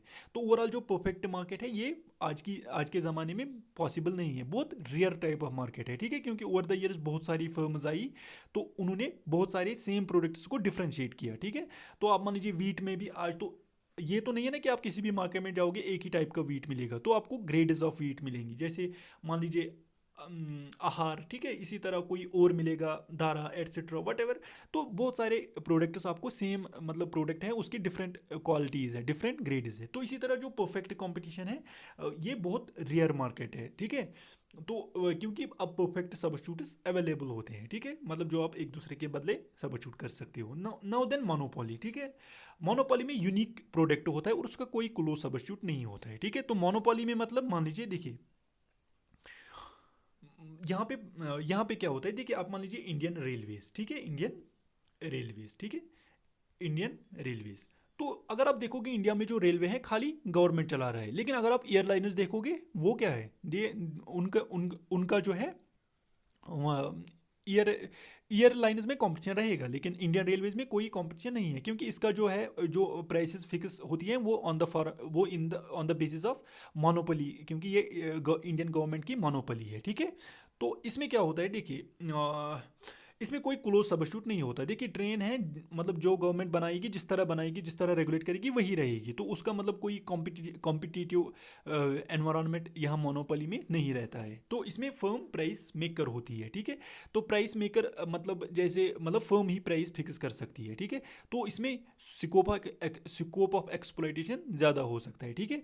तो जैसे मान लीजिए यहाँ पे अगर मैंने आपको अभी कोविड-19 वैक्सीन का बोला, तो अगर इसको हम मोनोपोलाइज कर दें कि खाली एक ही फर्म जिसने बनाया तो खाली वही बना सकती है, कोई कॉपी नहीं करेगी, तो उसे क्या होगा, जो फर्म है वो जो प्राइस चाहे उस प्राइस पे बेच सकती है। तो इसको हम बोलते हैं मोनोपोली, ठीक है। तो जैसे Indian railways is the monopoly of Indian government, ठीक है। तो मोनोपोली ज़्यादा होगी तो ये सोशल सेक्टर, सोशलिस्टिक इकोनॉमी का एक कंसेप्ट बन जाएगा फिर, ठीक है। तो इसमें एक्सप्लॉइटेशन का स्कोप बहुत ज़्यादा रहेगा। लेकिन अब यूजुअली अगर इंडियन रेलवे से आप देखोगे इनमें किराया सबसे कम रहता है, ठीक है, फेयर जो है कम रहता है। क्यों, मतलब देखिए इसमें जो गवर्नमेंट कभी नहीं चाहेगी कि वो जो है पब्लिक को एक्सप्लॉइट करे, तो इसीलिए वो मतलब इसके फेयर्स कम रखती है क्या, ताकि सोशल ऑब्जेक्टिव अचीव हो जाए, ठीक है। तो उसके बाद जो आता है देखिए, अब मैंने आपको बोला इसमें फर्म जो है प्राइस मेकर होती है, मतलब फर्म तक की प्राइस होती है, क्योंकि खाली वही बना रही है, कोई दूसरा सब्स्टिट्यूट, कोई दूसरा कॉम्पिटिटर है ही नहीं, तो फर्म जो चाहेगी वो प्राइस फिक्स कर देगी। मतलब अभी इंडियन गवर्नमेंट चाहेगी कि हम रेलवे के प्राइसेस जो है इंक्रीज कर दे, तो वो कर सकते हैं। तो फिर लेकिन हाँ, उसकी जो डिमांड पे कोई फर्क नहीं पड़ेगा, क्योंकि देखिए डिमांड तो कम नहीं होगी ना प्राइसेस राइज करने से, क्योंकि उससे क्या होगा कि जो फिर ये है, ये फिर क्योंकि खाली इंडिया ही गवर्नमेंट ही रेलवे चला रही है, तो खाली मतलब डिमांड पे कोई फ़र्क नहीं पड़ेगा, वो सेम रहेगी, तो फर्म प्राइस मेकर होती है। ठीक है। तो उसके बाद जो होता है ह्यूज स्कोप ऑफ एक्सप्लॉइटेशन यहाँ पे रहता है। तो फर्म सप्लाई को मैनिपुलेट कर सकती है, ठीक है, मतलब सप्लाई फर्म तक है, ठीक है। तो इसी तरह मतलब डिफेंस, अगर आप देखोगे वो भी मतलब कुछ खाली फ्यू फर्म्स उनको लाइसेंस होता है डिफेंस प्रोड्यूस करने का, ठीक है, डिफेंस इक्विपमेंट है, ठीक है, तो सबको नहीं मिल सकता, तो वो भी आप बोल सकते हो क्लोज टू मोनोपोली, ठीक है। तो फर्म को फुल कंट्रोल होता है ओवर द प्राइस यहाँ पे, तो मतलब प्राइस जो है फर्म तक होता है, जो प्राइस चाहे वो फिक्स कर सकती है, क्योंकि कंपटीशन नहीं है। जब भी कंपटीशन आएगा तो फर्म्स मार्केट मैकेनिज्म पे फिक्स होंगी, ठीक है, प्राइसेस।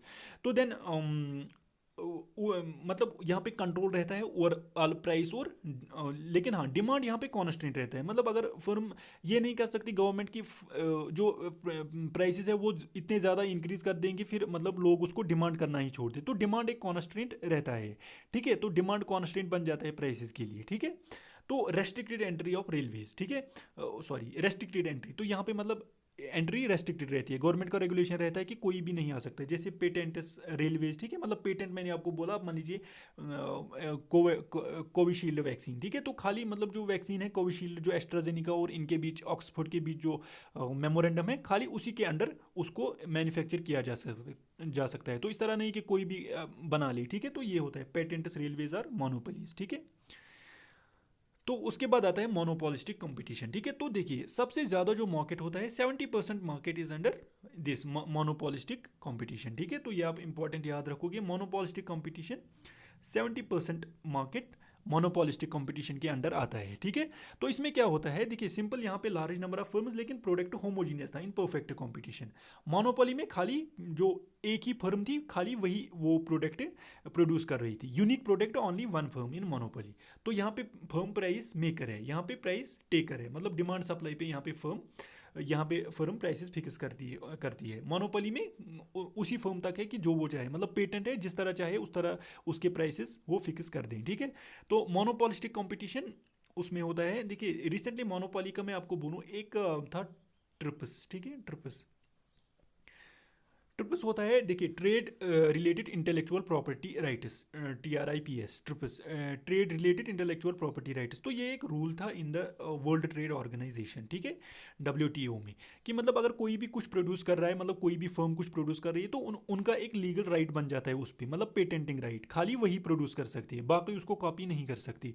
तो ये था in the world trade organisation. तो रिसेंटली जो फिर पिछले साल इंडिया और साउथ अफ्रीका ने USA से कहा था कि ये जो ट्रिप्स है आप इस एग्रीमेंट को वैक्सीन के लिए रोक दी, इसको मतलब इसकी कंडीशन वैक्सीन पे अप्लाई ना हो, क्योंकि इससे क्या होगा फिर पुअर कंट्रीज में भी वैक्सीन बनाया जा सकता है, तो सबको वैक्सीन मिलेगा, तो फिर ओवरऑल वर्ल्ड के लिए एक वेलफेयर ऑब्जेक्टिव अचीव होगा, ठीक है। तो इस पे फिर जो है जो नए प्रेसिडेंट है जो बाइडेन, उन्होंने कहा था कि हम इसका देख लेंगे कि हम इसको फिर लिबरलाइज कर सकते हैं, ठीक है, trade related intellectual property rights. तो इसका मतलब ये था कि जो फर्म बना रही है, अगर वो मेहनत कर रही है, अगर किसी साइंटिस्ट ने या किसी फर्म ने कोविड-19 का वैक्सीन बनाया, तो उसके जो फ्रूट्स हैं, जो उसका प्रॉफिट है, वो उसी फर्म को ही मिलना चाहिए, ठीक है, क्योंकि क्योंकि इसका मतलब है सिंपल, जितना आप ज़्यादा लेबर लगा रहे हो किसी भी काम में, तो बेनिफिट्स भी उसी को मिलना चाहिए जितने आप एफर्ट्स लगा रहे हो, ठीक है। तो ये था ट्रिप्स के बारे में थोड़ा सा। तो साउथ अफ्रीका और इंडिया ने इसको बोला था कि आप इसको लिबरलाइज करें कुछ देर के लिए, ताकि बाकी फर्म्स बाकी कंट्रीज में वैक्सीन प्रोड्यूस हो सके, ओके। तो नाउ देन मोनोपोलिस्टिक कंपटीशन, इसमें देखिए लार्ज नंबर ऑफ फर्म्स लेकिन डिफरेंशिएटेड प्रोडक्ट्स, ठीक है, जैसे मैंने आपको बोला सोप है, तो अगर आप इसको परफेक्ट कंपटीशन में बोलोगे खाली एक ही सोप होगी, तो इसी तरह जो फिर लार्ज नंबर ऑफ बायर्स और सेलर्स होंगे। लेकिन मोनोपोलिस्टिक कंपटीशन में क्या होगा, इसमें होंगे सोप्स लेकिन डिफरेंट ग्रेड्स के, मतलब लक्स मान लीजिए, ठीक है, इसी तरह लाइफ बॉय, ठीक है, लाइफ बॉय, या इसी तरह डेटॉल, ओके एटसेट्रा। तो सेम प्रोडक्ट के सेम होमोजीनियस प्रोडक्ट के जो हैं डिफरेंट क्वालिटीज़ उसकी होंगी, ठीक है, डिफरेंट ये सब्स्टिट्यूट्स होंगे इसके अवेलेबल, ठीक है। तो सबसे ज़्यादा 70% मार्केट होता है अंडर मोनोपोलिस्टिक कंपटीशन। ये तो आप कहीं भी जाओ, मतलब किसी भी मार्केट को देखो, आपको एक ही प्रोडक्ट के डिफरेंट क्वालिटीज़ मिलेंगी, ठीक है ना। कहीं भी जाओ आप किसी भी मार्केट में, तो आप शर्ट ढूंढना चाहो तो मतलब डिफरेंट रेट्स आपको मिलेंगे और डिफरेंट क्वालिटीज़ मिलेंगी, ठीक है। तो 70% मार्केट जो आज की वर्ल्ड में है दैट इज़ मोनोपोलिस्टिक कंपटीशन। तो जो आप मार्केट देखोगे आजकल दैट इज़ मोनोपोलिस्टिक मार्केट, ठीक है। तो यहाँ पे क्लोज सब्स्टिट्यूट्स अवेलेबल होते हैं, ठीक है। मतलब देखिए सोप है तो डिटॉल है, लाइफबॉय है, तो डिफरेंट क्लोज सब्स्टिट्यूट्स अवेलेबल है। अगर आपको कहीं पे ज़्यादा मिल रहा है आप उसका दूसरा सब्स्टिट्यूट ढूंढोगे। तो यही ज़्यादा form most common form of market यही होती है। तो देखिए यहाँ पे फर्म को थोड़ा सा कंट्रोल रहता है ओवर द प्राइस, ज़्यादा तो नहीं रहता है लेकिन थोड़ा सा रहता है। यहाँ पे मैंने आपको बोला था सिंपली परफेक्ट कंपटीशन में क्या होता है, फर्म प्राइस टेकर होती है, मतलब जो प्राइस फिक्स होगा मार्केट में उसी पे फर्म को बेचना है, उससे ज़्यादा काम खुद नहीं कर सकती, ठीक है। लेकिन मोनोपोली में बोला था कि प्राइसेस खाली फर्म तक होता है, तो फर्म प्राइस मेकर होती है। यहाँ पे थोड़ा सा कंट्रोल रहता है प्राइसेस पे। मतलब मान लीजिए अगर कोई, मतलब यहाँ पे सोप है लक्स, मान लीजिए यहाँ पे उसका ये है इक्विलिब्रियम पॉइंट, यहाँ पे मान लीजिए डेटॉल का उसका यहाँ पे इक्विलिब्रियम पॉइंट, ये मान लीजिए इसका आया 10 और इसका आया 15। तो मान लीजिए क्वालिटी लक्स की ही ज़्यादा है और डेटॉल की कम है, तो लोग जो है ज़्यादा कहाँ जाएंगे, लक्स पे, ठीक है, क्योंकि इसने क्वालिटी को मेंटेन करके 10 ही रुपये में भेजा। तो ये जो है ये फर्म क्या चाहेगी कि इसके भी कॉस्ट्स कम हो, ठीक है। तो क्वालिटी वॉलिटी वो सब मेंटेन करके फिर जो लेकिन हाँ अब अगर ये है कि मतलब मान लीजिए यहाँ डेटॉल ने क्वालिटी बहुत ज़्यादा इंक्रीज़ कर दी या कुछ वो मतलब बाई 2 गेट 1 फ्री एटसेट्रा वो कर दिया, तो लोग ज़्यादा जाएंगे फिर इसी की तरफ, वो चाहेंगे कि 15 पे ही बाई करे देन की 10, क्योंकि क्वालिटी ज़्यादा मिल रही है। तो इसको हम कहते हैं कि थोड़ा सा कंट्रोल रहता है, क्योंकि अगर आप कंपटीशन में अगर आप ज़्यादा कुछ मतलब अपने प्रोडक्ट को ज़्यादा डिफ्रेंशिएट करते हो तो देन दैट कि आप थोड़ा हाई प्राइस पे बेच सकते हो, आप ज़्यादा प्रॉफिट कमा सकते हो। तो थोड़ा सा कंट्रोल रहता है प्राइसेस पे, ठीक है। तो very high profit not possible, यहाँ पे भी ज़्यादा मतलब वो बहुत ज़्यादा प्रॉफिट मिले वो नहीं मिल सकता, क्योंकि already large number of firms है। जहाँ पे भी फर्म्स ज़्यादा होंगी तो वो नॉर्मल प्रॉफिट ही कमाएंगी, ज़्यादा हाई प्रॉफिट नहीं कमाएंगे। हाई प्रॉफिट होगा इन द दिस मोनोपोली, लेकिन मोनोपोली में तो यूजुअली सोशल वेलफेयर रहता है, फिर नहीं रहता है, ठीक है, क्योंकि डिमांड कॉन्स्ट्रेंट बन जाता है। और उसके बाद जो फिर लास्ट है, ठीक है, ओलिगोपोली, उसमें प्राइस एक्सप्लॉइटेशन का स्कोप रहता है। लेकिन परफेक्ट और मोनोपोलिस्टिक कंपटीशन में एक्सप्लॉइटेशन का स्कोप नहीं रहता, ठीक है, क्योंकि फर्म्स बहुत ज़्यादा है। तो यहाँ पर भी फ्री एंट्री एग्जिट, ठीक है, मतलब कोई भी फर्म आ सकती है और जा सकती है, मतलब कोई रेगुलेशन नहीं है कि खाली कुछ आ सकती है कुछ जा सकती है। मतलब मोनोपोलिस्टिक में रेगुलेशन था, खाली गवर्नमेंट रेलवे चला सकती है, बाकी कोई नहीं आ सकता। लेकिन यहाँ पे रेगुलेशन नहीं है, जो चाहे मेहनत कर सकता है, सोप बना सकता है, कुछ भी बना सकता है, that is called monopolistic competition. For example soaps of different qualities, okay. Now उसके बाद जो आता है ओलिगोपोली, ठीक है। तो ओलिगोपोली में आप सिंपल रख लीजिए फ्यू फर्म्स होती है, ठीक है, मतलब 2 से 15, 2 से 10। आप मान लीजिए देखिए ऑयल प्रोड्यूसिंग कंट्रीज, ठीक है। तो मान लीजिए देखिए कुछ ही है, जैसे ऑयल ऑयल अगर आप देखोगे खाली मिडिल ईस्ट की कुछ कंट्रीज़ है, ठीक है, जो प्रोड्यूस करती है, और वेनेजुएला एटसेट्रा, रशिया वशिया यूएसए वो भी करती है लेकिन कम, ठीक है। लेकिन मेजर ऑयल प्रोड्यूसिंग कंट्रीज़ कौन कौन है, अगर आप देखोगे ओपेक, OPEC, ठीक है, oil oil producing export countries, उनका एक ग्रुप था। इसमें था देखिए ईरान था, ठीक है, ईरान और सऊदी अरबिया, वेनेजुएला, इराक, ठीक है। तो उनका था OPEC, एक ग्रुप बनाया था, ठीक है। तो वो आप बोल सकते हो एक ओलिगोपोली है, ठीक है। फ्यू फर्म्स होती है जो कोई प्रोडक्ट बनाती है। तो इसमें जो ये फर्म्स है आपस में इंटरडिपेंडेंट रहती है। मान लीजिए जैसे यहाँ पे example airlines, visa, master card, ठीक है। तो इसमें जो है खाली फ्यू फर्म्स इन प्रोडक्ट्स को प्रोड्यूस करती है। तो यहाँ पे जो है एंट्री देखिए ये नहीं है कि रेगुलेशन है कि कोई नहीं आ सकता, लेकिन डिफिकल्ट होती है। ओलिगोपोली में एंट्री डिफिकल्ट होती है, क्योंकि देखिए इसमें आप मान लीजिए देखिए ऑयल निकालना है, बाकी वो सब, या एयरलाइन बनानी है, कोई कार मैन्युफैक्चरिंग यूनिट बनाना है, तो उसके लिए जो है काफ़ी ज़्यादा टेक्नोलॉजी स्किल, ठीक है, या इसी तरह आप देखोगे ये जो कैपिटल है वो बहुत ज़्यादा लगती है, ठीक है। तो इसमें बहुत ज़्यादा टेक्नोलॉजी स्किल्स कैपिटल वो लगती है, दैट इज़ कॉल्ड ओलिगोपोली, ठीक है। तो ओलिगोपोली में टेक्नोलॉजी स्किल्स कैपिटल तो बहुत ज़्यादा लगती है, इसलिए डिफिकल्ट होता है इसमें एंटर करना, ठीक है। मान लीजिए यही कुछ एयरलाइंस, वीज़ा, पावर, इलेक्ट्रिसिटी जो होती है दैट इज़ अंडर ओलिगोपोली, ठीक है, मतलब कुछ फर्म्स खाली प्रोड्यूस कर सकती है। तो इसमें ओवरऑल कॉन्स्ट्रेंट्स क्या बन जाते हैं, इन्वेस्टमेंट बहुत ज़्यादा लगता है ओलिगोपोली में, ठीक है।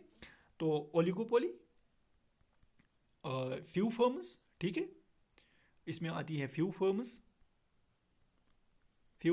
और इसमें क्या रहता है देखिए, डिफ़िकल्ट एंट्री, ठीक है, एंट्री डिफ़िकल्ट रहती है, ठीक है, क्यों रहती है डिफ़िकल्ट? क्योंकि इसमें इन्वेस्टमेंट बहुत ज़्यादा चाहिए होता है। कोई कार मैन्युफैक्चरिंग यूनिट आपको बनाना है, इन्वेस्टमेंट, मान लीजिए इन्वेस्टमेंट बहुत चाहिए होता है, कैपिटल बहुत ज़्यादा चाहिए होता है, ठीक है, इसी तरह टेक्नोलॉजी, नॉलेज, ठीक है, स्किल्स बहुत ज़्यादा चाहिए होते हैं। तो इसलिए ओलिगोपॉली में एंट्री डिफ़िकल्ट होती है, इसलिए यहाँ पे कम फर्म्स होती है। जैसे ऑयल प्रोड्यूसिंग कंट्रीज़ हैं, ठीक है, तो बहुत कम कंट्रीज़ है ऐसी जो मेजर ऑयल प्रोड्यूसिंग है, जैसे ईरान, सऊदी अरबिया, ठीक है। तो यहाँ पे क्या रहता है देखिए, अब जो है यहाँ पे देखिए, प्रोडक्ट में भी होमोजीनियस और डिफरेंशिएटेड, ठीक है। तो प्रोडक्ट जो है होमोजीनियस भी बन सकते हैं या डिफरेंट, क्योंकि इनकी अपनी मर्जी है, फ्यू फर्म्स है, तो होमोजीनियस या डिफरेंशिएटेड प्रोडक्ट्स भी हो सकते हैं। तो इसमें कुछ एलिमेंट्स हो सकते हैं मोनोपोलिस्टिक कंपटीशन के, मतलब प्राइसेस जो है ये कार्टेल बना सकते हैं। जैसे मान लीजिए देखिए, कार्टेल क्या होता है? कार्टेल, मान लीजिए, यही मान लीजिए आप 2 to 3 फर्म्स है, ठीक है, 2 to 3 फर्म्स, ये आपस में बात कर लेंगी कि नहीं हमें इतना, इतने ही ये एक फर्म को बोलेगी कि नहीं आप भी इतना प्राइस चार्ज करना, आप भी इतना करना, हम भी इतना करेंगे। तो ओवरऑल ये प्राइसेस को, इसको बोलते हैं प्रीडेटरी प्राइसिंग, ठीक है, मतलब जो प्राइसेस चाहे वो फिक्स कर ली। मान लीजिए ऑयल प्रोड्यूसिंग कंट्रीज में बात रहती थी कि आप जो है पर बैरल 1000 में बेचना, आप भी। तो इस तरह प्राइसेस हाइक करते जा रहे थे, तो वर्ल्ड इकोनॉमी सफ़र कर रही थी बिकॉज ऑफ ऑयल, ठीक है। तो मान लीजिए ओपीईसी, तो हर कोई, मतलब इसमें मान लीजिए आप 3 कंट्रीज़ थी, लेकिन तीनों कंट्रीज़ ने आपस में बात कर ली और कहा कि अगर कोई बेच रहा था दो, मान लीजिए 100 रुपीज़ पर बैरल, तो आपस में बात करके बोला नहीं सब बेचने के एट 200 रुपीज़ पर बैरल, ठीक है, मान लीजिए बैरल। तो ओवरऑल प्राइसेस हाइक कर गई, तो ओवरऑल वर्ल्ड इकोनॉमी सफ़र करेगी। तो इसमें थोड़ा सा जो है प्राइसेस पे वो मोनोपोली का थोड़ा सा रहता है, ठीक है। तो इसी तरह कुछ जो कार्टेल्स बनाए थे, जैसे वो कुछ ये इंटरनेट, ये मोबाइल सर्विस प्रोवाइडर्स ने कार्टेल्स बनाए थे कि आप ये प्राइस चार्ज करना, एयरटेल, बाकी वोडाफोन। तो फिर उसमें जो है, जो telecom regulatory authority of India TRAI, तो उन्होंने फिर उसमें क्या किया था, इंटरवेंशन किया था कि नहीं आप ऐसा नहीं कर सकते, ठीक है। तो ये होता है कार्टेल। तो एक होता है फिर, इसको हम प्रीडेटरी प्राइसिंग भी, आप अगर देखोगे प्रीडेटरी प्राइसिंग का मतलब है देखिए, कोई फर्म जो है, जैसे मान लीजिए जियो ने प्रीडेटरी प्राइसिंग का किया, उन्होंने इस तरह मतलब वो सिम्स बांट दी और कोई रेट ही नहीं रखा, तो बाकी जो है, बाकी फर्म जो है एयरटेल, बाकी एयरसेल, वो सारी ख़त्म हो गई, ठीक है, उनका फिर कोई स्कोप ही नहीं रहा, ठीक है। तो इसको उसको हम बोलते हैं प्रीडेटरी प्राइसिंग, ठीक है। तो उसके बाद होता है इसमें ओपीई से, मतलब इनमें भी प्राइस जो है ये मतलब कंट्रोल करते हैं, ठीक है, मोनोपोली का एलिमेंट रहता है इसमें, ठीक है। तो एंट्री डिफिकल्ट होती है बिकॉज ऑफ टेक्नोलॉजी या ह्यूज इन्वेस्टमेंट इसमें लगता है, ठीक है, तो इसीलिए इसमें कम एंटर कर पाते हैं, ओके। तो अब थोड़े अदर टाइप्स इसमें हैं, देखिए मोनोप्सोनी। देखिए मोनोप्सोनी एक टाइप का मार्केट है, इसमें बहुत सारी फर्म्स होती है, लेकिन बायर जो होगा सिंगल होगा, ठीक है, एक ही बायर होगा। क्यों? क्योंकि देखिए सिंगल बायर का मतलब है फॉर ए पर्टिकुलर प्रोडक्ट, जैसे मान लीजिए डिफेंस इक्विपमेंट इस, खाली गवर्नमेंट बाई करेगी, बाकी और कोई बाई नहीं करेगा, ठीक है। तो बाकी मतलब मान लीजिए बहुत कम बाई करेंगे। तो मोनोप्सोनी में एक ही फर्म, बहुत सारी फर्म्स है लेकिन बायर एक ही होता है, ठीक है। तो बायलैटरल मोनोपोली, जहाँ पे खाली एक सेलर और एक बायर हो, ठीक है, तो प्राइसेस नेगोशिएट होते हैं between the buyer and seller, bilateral monopoly में। तो बायलैटरल मोनोपोली में आप मान लीजिए देखिए, इसरो की एग्जांपल, खाली इसरो रॉकेट बना सकती है और खाली उसको गवर्नमेंट परचेज कर सकती है और लॉन्च एटसेट्रा कर सकती है, ठीक है। तो ये होता है bilateral monopoly, okay. Now then उसके बाद आता है नेचुरल मोनोपोली। तो नेचुरल मोनोपोली एक ऐसा मार्केट होता है जहाँ पे खाली एक ही सिंगल फर्म जो है सोशली ऑप्टिमल आउटकम्स प्रोड्यूस कर सकती है। तो जैसे मान लीजिए इंडियन रेलवेज, मतलब अगर हम इसको रेलवेज को प्राइवेट सेक्टर तक छोड़ दें, तो ये हो सकता है कि जो पुअर पीपल है वो फिर एफोर्ड ना कर पाए वो ट्रैवल। तो नेचुरल मोनोपोली होती है जिसमें फिर मोनोपोली रहेगी, लेकिन वो मोनोपोली ऐसी होगी कि प्राइसेस कम हो, ना कि ड्रास्टिकली इंक्रीज हो, उसको हम बोलते हैं नेचुरल मोनोपोली। जैसे इंडियन रेलवेज प्राइसेस कम रख रही है रेलवेज की, ताकि मतलब जो पुअर पीपल है, सोशल वेलफेयर है, वो अचीव हो सके, ठीक है। तो सोशली ऑप्टिमल आउटकम्स खाली एक ही फर्म दे सकती है, क्योंकि अगर रेलवेज को प्राइवेटाइज कर देंगे तो प्राइसेस राइज कर सकते हैं, ठीक है। तो इसको हम बोलते हैं नेचुरल मोनोपोली, ओके। नाउ उसके बाद जो आता है, हम आज हम थोड़ा डिस्कस करेंगे प्लानिंग इन इंडिया, ओके। तो प्लानिंग इन इंडिया में जो सबसे पहले आता है, देखिए प्लानिंग इन इंडिया, अगर मैं आपको बोलूँ, देखिए 5 ईयर प्लान्स, मैंने आपको बोला था पिछली बार, अगर आपको याद होगा, एक्सपेंडिचर्स में मैंने आपको बोला था गवर्नमेंट की रिसीट्स और एक्सपेंडिचर्स होती है। गवर्नमेंट के एक्सपेंडिचर्स होते हैं, एक तो होते हैं और ये तो रेवेन्यू एक्सपेंडिचर और कैपिटल एक्सपेंडिचर। उसके बाद मैंने बोला था उसमें भी दो बनते हैं, प्लान और नॉन प्लान एक्सपेंडिचर, ठीक है, नॉन प्लान एक्सपेंडिचर। लेकिन सबसे ज़्यादा एक्सपेंडिचर जो गवर्नमेंट का होता है वो होता है नॉन प्लान एक्सपेंडिचर, और उसमें भी ज़्यादा होता है रेवेन्यू एक्सपेंडिचर में, ठीक है। लेकिन प्लान में 30% ऑफ द जो बजट है वो खर्च होता है ऑन द प्लानिंग, मतलब 30% जो है बजट का प्लानिंग पे खर्चा आता है, ठीक है। तो प्लानिंग यूजुअली अब अगर आप देखोगे, देखिए पहले क्या कहा जाता था कि ये जो प्लानिंग है खाली जो सोशलिस्टिक कंट्रीज़ हैं जहाँ पे मार्केट मैकेनिज्म एब्सेंट होगा वहाँ पे प्लानिंग की ज़रूरत पड़ती है, लेकिन वो ट्रू नहीं है। तो प्लानिंग का अपना क्या है कि प्लानिंग जो है long term objectives of the country उनको अचीव करने के लिए बनाई जाती है। तो इसका सोशलिस्टिक या कैपिटलिस्टिक इकोनॉमी से कोई वो नहीं है, ठीक है, मतलब कहीं पे भी प्लानिंग हो सकती है, ठीक है। तो long term objectives of the country वो अचीव करना, ठीक है, तो उसको हम प्लानिंग बोलते हैं। और मार्केट मैकेनिज्म होता है एफिशिएंसी ऑफ द मार्केट, ठीक है। तो यहाँ पे जो इंडिया में प्लानिंग है वो यूजुअली क्या होती है, 5 ईयर प्लान्स बनाई गई। तो सबसे पहला प्लान आया फ्रॉम 1951 टू 56, ठीक है, तो ये पहला प्लान था। तो 5 ईयर प्लान्स इसमें क्या होता है, अब देखिए मिड टर्म रिवायू होता है। तो विद मिड टर्म रिवायू मतलब हम मिड टर्म में जब ये प्लान बनेगा 51 टू 56, मान लीजिए इसमें 51 टू 56 इसके ऑब्जेक्टिव्स थे एग्रीकल्चरल ग्रोथ, ठीक है, या और कुछ था जैसे इन्फ्लेशन को कम करना है। तो मिड टर्म रिवायू मतलब मिड टर्म में हम इस प्लान को रिव्यू करेंगे कि इसकी सक्सेस कितनी रही है, तो that is called mid term review, ठीक है, मतलब फ्लेक्सिबिलिटी रखें कि हाँ बीच में इस प्लान ने कितना प्रोग्रेस किया, that is called mid term review, okay. Now second thing is that तो horizon of 5 year plan 5 years का रहता है, ठीक है, तो इसमें मिड टर्म रिवायू का रहता है, ठीक है। Now second thing exceptional circumstances जैसे वॉर, फाइनेंशियल क्राइसिस, तो उसमें इंडिया ने क्या किया था, देखिए मान लीजिए 1961 टू 66 इसमें इंडिया का वॉर हुआ था विद चाइना, ठीक है, with China and also with Pakistan भी, पाकिस्तान के साथ भी क्राइसिस था। तो इसमें जो इंडिया का प्लान था 5 ईयर प्लान वो क्योंकि अब उस पर फंड्स डाइवर्ट करने थे, लेकिन हाँ अब वहाँ से वॉर चल रहा था तो वॉर के लिए भी फंड्स डाइवर्ट करने पड़े। तो यहाँ पे इंडिया ने जो है क्या लेता है उसको हम बोलते हैं प्लान हॉलीडे। तो वो एक फिर एनुअल प्लान बनाते हैं, मतलब 5 ईयर प्लान को छोड़ के एनुअल टारगेट्स बनाते हैं, मतलब 5 ईयर प्लान को जब हम छोड़ देंगे, मतलब उसके अगर कोई exceptional circumstance war financial crisis आ गया तो उस इंस्टेंस में इंडिया ने क्या किया था, प्लानिंग को छोड़ दिया था, मतलब उन्होंने फिर एनुअल प्लान उसको प्लानिंग को रिप्लेस किया था बाई एनुअल प्लान, तो उनको हम कहते हैं प्लान हॉलीडे, ठीक है, प्लान हॉलीडे, ओके। तो वो ऑप्ट किया था ड्यूरिंग एक्सेप्शनल सर्कमस्टेंसेस। नाउ उसके बाद कंसेप्ट आया था रोलिंग प्लान का भी, ठीक है। तो रोलिंग प्लान ये एक बार क्वेश्चन पूछा गया था JKSSB में 2017 में इन द टीचर एग्जाम, ठीक है। रोलिंग प्लान का कंसेप्ट आया था। तो रोलिंग प्लान में क्या थी, ये मैंने आपको बोला कि 5 ईयर प्लान है, ठीक है, 5 ईयर प्लान, लेकिन हाँ ये तब रहेगा इसके ऑब्जेक्टिव्स, लॉन्ग टर्म ऑब्जेक्टिव्स क्या क्या अचीव करने वो होते हैं 5 ईयर प्लान, इसमें किस तरह फंड्स डाइवर्ट करी। लेकिन अगर आप कुछ एक्सेप्शनल सर्कमस्टेंसेज वॉर आ गए उस पर फंड्स डाइवर्ट करने पड़े तो इंडिया ने प्लान हॉलीडे फिर लिया था, मतलब एनुअल प्लान 5 ईयर प्लान को रिप्लेस किया था बाई प्लान हॉलीडे, ओके। तो 5 ईयर प्लान यूजुअली अगर हम अब इनमें मिड टर्म रिवायू रहता है, मतलब मिड टर्म रिव्यू का मतलब है हम इसको बीच में देखेंगे कि इस प्लान ने कितना प्रोग्रेस किया।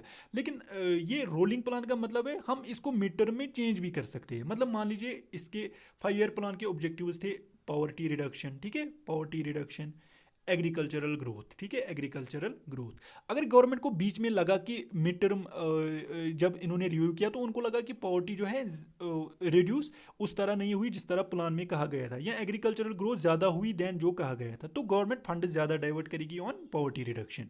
तो इसको हम बोलते हैं रोलिंग प्लान, जिसमें फ्लेक्सिबिलिटी रहेगी कि हम फंड्स को बीच में इधर उधर डाइवर्ट कर सकते हैं किसी ऑब्जेक्टिव को लाने के लिए, कम करने के लिए, ज़्यादा करने के लिए, या कोई नया ऑब्जेक्टिव इंट्रोड्यूस करने के लिए, ठीक है। तो उसको बोलते हैं रोलिंग प्लान। लेकिन जो ज़्यादातर है वो प्राइमरली जो इंडिया में प्लानिंग है वो 5 ईयर प्लानिंग ही रही है, ठीक है, 5 ईयर प्लान। तो उसमें मिड टर्म रिव्यू का हॉरिजन, मिड टर्म रिव्यू का एस्पेक्ट रहता है, ओके।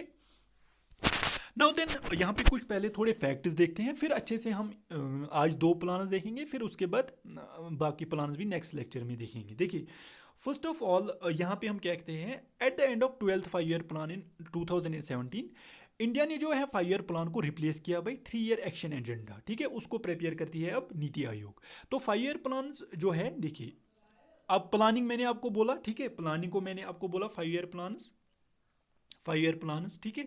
तो इसमें मैंने आपको बोला कि 5 ईयर प्लान्स में क्या रहता है, देखिए 5 year plans, okay, 5 year plans. तो इसको इम्प्लीमेंटिंग एजेंसी जो थी, जो इसको इम्प्लीमेंट करती थी, that was the planning commission, ठीक है, प्लानिंग कमीशन, ठीक है। तो प्लानिंग कमीशन इम्प्लीमेंट करती थी 5 ईयर प्लान्स को। तो प्लानिंग कमीशन को कॉन्स्टिट्यूट किया गया था 1951 में। तो ये एक कॉन्स्टिट्यूशनल बॉडी थी, ठीक है, प्लानिंग कमीशन। तो इसको हेड करता था पीएम, ठीक है। तो 5 ईयर प्लान, लेकिन हाँ, after the 12th 5 year plan, India ने जो है 5 ईयर प्लान को रिप्लेस किया बाई 3 ईयर एक्शन एजेंडा। तो इसको अब कौन प्रिपेयर करती है, नीति आयोग। तो आपको पता होगा जो है प्लानिंग कमीशन को रिप्लेस किया था नीति आयोग ने ऑन जनवरी 1 2015। तो नीति आयोग ही अब 3 year action agenda from 2017 onwards बना रही है। तो 5 ईयर प्लान को रिप्लेस किया गया बाई 3 ईयर एक्शन एजेंडा, किस प्लान के बाद, 12th 5 ईयर प्लान के बाद, जो 2017 में एंड हुआ था, ठीक है। तो उसके बाद planning in India is centralised, ठीक है, planning in India is centralised, मतलब जो है सेंट्रल गवर्नमेंट प्लानिंग करती है, ठीक है, वही ब्रॉड ऑब्जेक्टिव्स देखती है और उनको उन गोल्स को फिक्स करती है। तो पहले तो हाँ, ये मैंने कहा कि इसकी जो रेस्पॉन्सिबिलिटी थी प्लानिंग कमीशन तक थी, जिसको 1950 में कॉन्स्टिट्यूट किया गया था, 1950। तो जनवरी 1 2015 को इसको रिप्लेस किया किसने, नीति आयोग ने। नीति आयोग ने रिप्लेस किया किसको, और दिस प्लानिंग कमीशन को। तो पीएम इसका चेयरमैन रहता था, किसका, प्लानिंग कमीशन का। लेकिन नीति आयोग, यहाँ पे आपको याद रखना पड़ेगा, नीति आयोग एक स्टैट्यूटरी बॉडी है। स्टैट्यूटरी बॉडी है जो कॉन्स्टिट्यूशन में मेंशन नहीं थी, लेकिन बाद में उसको बनाया गया through an act of parliament. तो ये जो प्लानिंग कमीशन है, ये आई थिंक कॉन्स्टिट्यूशनल बॉडी थी, but I will check it, okay. Now उसके बाद जो आता है, planning gives direction to economy and market economy gives efficiency. तो ये मैंने आपको बोला कि जो प्लानिंग है, इससे इकोनॉमी को डायरेक्शन मिलती है कि कौन कौन से ऑब्जेक्टिव ज़्यादा अचीव करने हैं हमें। तो जो मार्केट इकोनॉमी है वो एफिशिएंसी देती है इन यूज़ ऑफ रिसोर्सेज। मतलब मार्केट इकोनॉमी, वो मैंने आपको भी बोला, जो डिमांड सप्लाई पे बेस करेगी, तो उससे जो है रिसोर्सेज किस तरह, इन्वेस्टमेंट, प्रोडक्शन, वो किस तरह होनी चाहिए। लेकिन प्लानिंग और मार्केट इकोनॉमी आपस में अपोजिट नहीं है, ठीक है। तो इनके अपने अपने ऑब्जेक्टिव्स है, लेकिन अपोजिट नहीं है, ठीक है। कोई कंट्री अगर कैपिटलिस्टिक इकोनॉमी है, वो भी प्लानिंग कर सकती है, और कोई अगर सोशलिस्टिक इकोनॉमी है, उसमें भी मार्केट इकोनॉमी और प्लानिंग दोनों रह सकते हैं, okay. Now India's 5 year plan, दो पहला होता है डायरेक्टेड प्लानिंग। तो डायरेक्टेड प्लानिंग यहाँ पे प्लान P1 to P6, मतलब जो 1951 से प्लान 6 तक, P6 तक जो भी प्लान्स आए थे, पहले प्लान से 1951 से जो पहला प्लान बना था, वहाँ से 6th प्लान तक, वो डायरेक्टेड प्लानिंग थी। डायरेक्टेड प्लानिंग में मतलब था कि गवर्नमेंट का बहुत ज़्यादा रेगुलेशन था। जैसे मैंने आपको बोला था, लाइसेंसिंग राज ज़्यादा था, मतलब इंडिया ज़्यादा टिल्टेड थी towards the socialistic objectives, licensing ज़्यादा थी, ठीक है। इसी तरह जो है नेशनलाइजेशन ऑफ बैंक्स हुआ था, ठीक है, ड्यूरिंग इंदिरा गांधी टाइम। तो डायरेक्टेड प्लानिंग सिंपल, जो मतलब ज़्यादा सोशलिस्टिक ऑब्जेक्टिव्स की तरफ टिल्ट करती है, या सोशलिस्टिक ऑब्जेक्टिव्स को ज़्यादा अचीव करना चाहती है। तो सोशलिस्टिक ऑब्जेक्टिव्स में मैंने आपको बोला गवर्नमेंट का बहुत ज़्यादा रेगुलेशन रहेगा, ठीक है। तो गवर्नमेंट का रेगुलेशन रहने की वजह से इंडिया की जो प्लानिंग थी, प्लान P1 to 6 क्या थी, डायरेक्टेड प्लानिंग थी, ठीक है। मतलब गवर्नमेंट का बहुत ज़्यादा रोल था, रेगुलेशन था, ओके। नाउ प्लान 1 को डिस्कस थोड़ा करते हैं। फर्स्ट 5 ईयर प्लान 1951 से 56 तक चला था।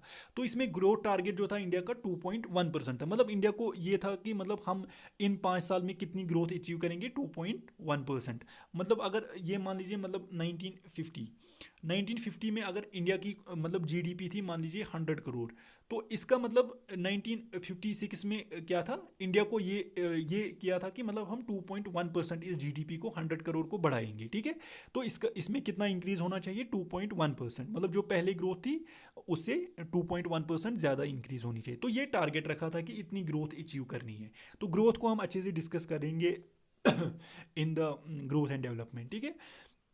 तो इसमें ऑब्जेक्टिव क्या था ब्रॉडली, फर्स्ट 5 ईयर प्लान में एग्रीकल्चरल सेक्टर पे ज़्यादा फोकस था, एग्रीकल्चर सेक्टर ग्रोथ और बैलेंस डेवलपमेंट, ठीक है, कीपिंग इन्फ्लेशन अंडर चेक। तो डेवलपमेंट और एग्रीकल्चर, लेकिन हाँ ज़्यादा फोकस एग्रीकल्चर की तरफ ही था, ठीक है। क्योंकि देखिए इंडिया रिसेंटली इंडिपेंडेंट हुआ था, तो उस तरफ फिर जो वो क्राइसिस भी थे ड्यूरिंग इंडिया पाकिस्तान जो क्राइसिस हुआ था, तो उसे बहुत ज़्यादा पॉवर्टी फ्रॉम बोथ साइड्स हो गई थी, ठीक है। तो इसी तरह एग्रीकल्चर पे ज़्यादा फोकस था ड्यूरिंग दैट टाइम, ठीक है। तो उस और दूसरा था कि इन्फ्लेशन को चेक में रखना है, ठीक है, इन्फ्लेशन को अंडर चेक रखना है। तो इसका जो ये दूसरा पॉइंट है based on Harrod Domar model, ठीक है। तो first 5 year plan was based on Harrod Domar model, ठीक है। तो हेरड डोमर मॉडल जो है मतलब सोशलिस्टिक ऑब्जेक्टिव्स की तरफ ही टिल्ट कर रहा था। तो ये इंपॉर्टेंट पॉइंट है, ये भी एक बार पूछा गया है ये क्वेश्चन कि which plan was based on the Harrod Domar model, या first 5 year plan was based on Harrod Domar model, okay. Now then उसके बाद जो है कम्युनिटी डेवलपमेंट प्रोग्राम इसमें लॉन्च किया गया था। तो 1952 में कम्युनिटी डेवलपमेंट प्रोग्राम किस में लॉन्च किया गया था, during first 5 year plan, okay. तो उसके बाद इसमें जो देखिए 2.1% का ग्रोथ टारगेट रखा गया था, लेकिन इसने कितना अचीव किया था, 3.6%। तो ओवरऑल ये प्लान जो है सक्सेसफुल रहा था, क्योंकि देखिए 2.1% टारगेट था, लेकिन अचीव कितना किया, 3.6% ग्रोथ, ठीक है। तो ग्रोथ का मतलब कितना इंक्रीज होगा जीडीपी, उस सेक्टर में कितनी गुड्स और सर्विसेज ज़्यादा प्रोड्यूस होंगी, ठीक है। तो दैट इज़ कॉल्ड ग्रोथ, ठीक है। तो ग्रोथ का सिंपल मतलब है कोई भी गुड्स और सर्विसेज जो इंडिया में प्रोड्यूस हो रही थी, इन्होंने टारगेट रखा था 2.1% ज़्यादा करेंगे, लेकिन कितना अचीव किया, 3.6%, ठीक है। गुड्स और सर्विसेज ज़्यादा इंक्रीज हो गई 3.6%। तो that is called this what we called that. तो जो ये प्लान था ओवरऑल सक्सेसफुल प्लान था, ठीक है, क्योंकि 3.6% का टारगेट अचीव किया था इंडिया ने, okay. Now one second 5 year plan ये चला था 1956 टू 61, ओके। तो इसको हम बोलते हैं also Mahalanobis model, okay, Mahalanobis model. तो महालनोबिस मॉडल ये है सोशलिस्टिक मॉडल, ठीक है, सोशलिस्टिक मॉडल। तो ये बेस्ड था ऑन दिस रशियन इकोनॉमी, ठीक है, Russian model of socialism, okay, Russian model of socialism. तो इसमें जो है सिग्निफिकेंट कैपेसिटीज आई थी in both capital as well as core industry. तो इसमें मतलब ज़्यादा फोकस था on capital and core industry पे। अब देखिए महालनोबिस मॉडल का आप अभी सोशलिस्टिक ऑब्जेक्टिव, ये मैं आपको इसमें थोड़ा कन्फ्यूजन है कि ये किसके करीब था ऐसे मुझे, क्योंकि अगर इंडस्ट्री पे ज़्यादा फोकस होगा तो फिर ज़्यादा सोशलिस्टिक ऑब्जेक्टिव की तरफ टिल्ट नहीं करेगा। तो आई विल सी दिस, ठीक है। तो आप भी थोड़ा अपनी जगह चेक कर लेना, ठीक है। तो Mahalanobis model second 5 year plan, तो फर्स्ट हेरोड डोमर मॉडल, तो सेकंड महालनोबिस मॉडल, ओके। तो इसमें क्या था, ज़्यादा जो थ्रस्ट था इन्वेस्टमेंट ऑन द कि मतलब कैपिटल इन्वेस्टमेंट ज़्यादा हो, कैपिटल बढ़ जाए इंडिया में, और गवर्नमेंट इंडस्ट्रीज पे ज़्यादा फोकस दिए, ओके। तो बेस्ड ऑन इंडस्ट्रियल बेस, ठीक है। तो मतलब इंडस्ट्रियल बेस को इंक्रीज करना है, जैसे power sector, coal sector, railways etcetera. तो इंडस्ट्रीज पे ज़्यादा फोकस था, ठीक है। तो इसने यूज़ किया क्या, इसने एडवोकेट किया था use of imports leading to foreign loans. तो इसमें क्या कहा था कि आप इम्पोर्ट्स को भी यूज़ कर लो, इम्पोर्ट कर दो लोन, बाकी प्रोडक्ट्स इम्पोर्ट कर लो, ताकि जो है इंडिया में कैपिटल बढ़ जाए, इंडिया में कोर इंडस्ट्रीज का सेक्टर जो है वो बढ़ जाए। लेकिन इससे जो है फिर इंडिया को फॉरेन लोन्स लेने पड़े फ्रॉम वर्ल्ड बैंक, IMF, ठीक है। तो उसके बाद जो है प्राइस लेवल इसमें इंक्रीज हो गई बाई 30%, क्योंकि जब इम्पोर्ट्स ज़्यादा हो गई तो ओवरऑल जो प्राइसेस हैं राइज कर गई, तो इन्फ्लेशन इसमें राइज कर गया, ठीक है। लेकिन हाँ, जो पहले था उसमें 13% डिक्लाइन हुआ था, मतलब पहले प्लान में 13% डिक्रीज हुए थे प्राइसेस, लेकिन यहाँ पे जो है प्राइसेस लेवल इंक्रीज हुए थे कितने, 30%, मतलब इन्फ्लेशन यहाँ पे बढ़ गया था, okay. So this is all about this. तो इसके बाद हमारा फिर नेक्स्ट में हम प्लानिंग को कंप्लीट करेंगे, उसके बाद हमारा लिबरलाइजेशन और कुछ टॉपिक्स रहते हैं, तो हम इनको जल्दी अब कंप्लीट करेंगे। Thank you. तो मेरी वीडियोज़ को लाइक करें, शेयर करें और कमेंट करें। Have a good day.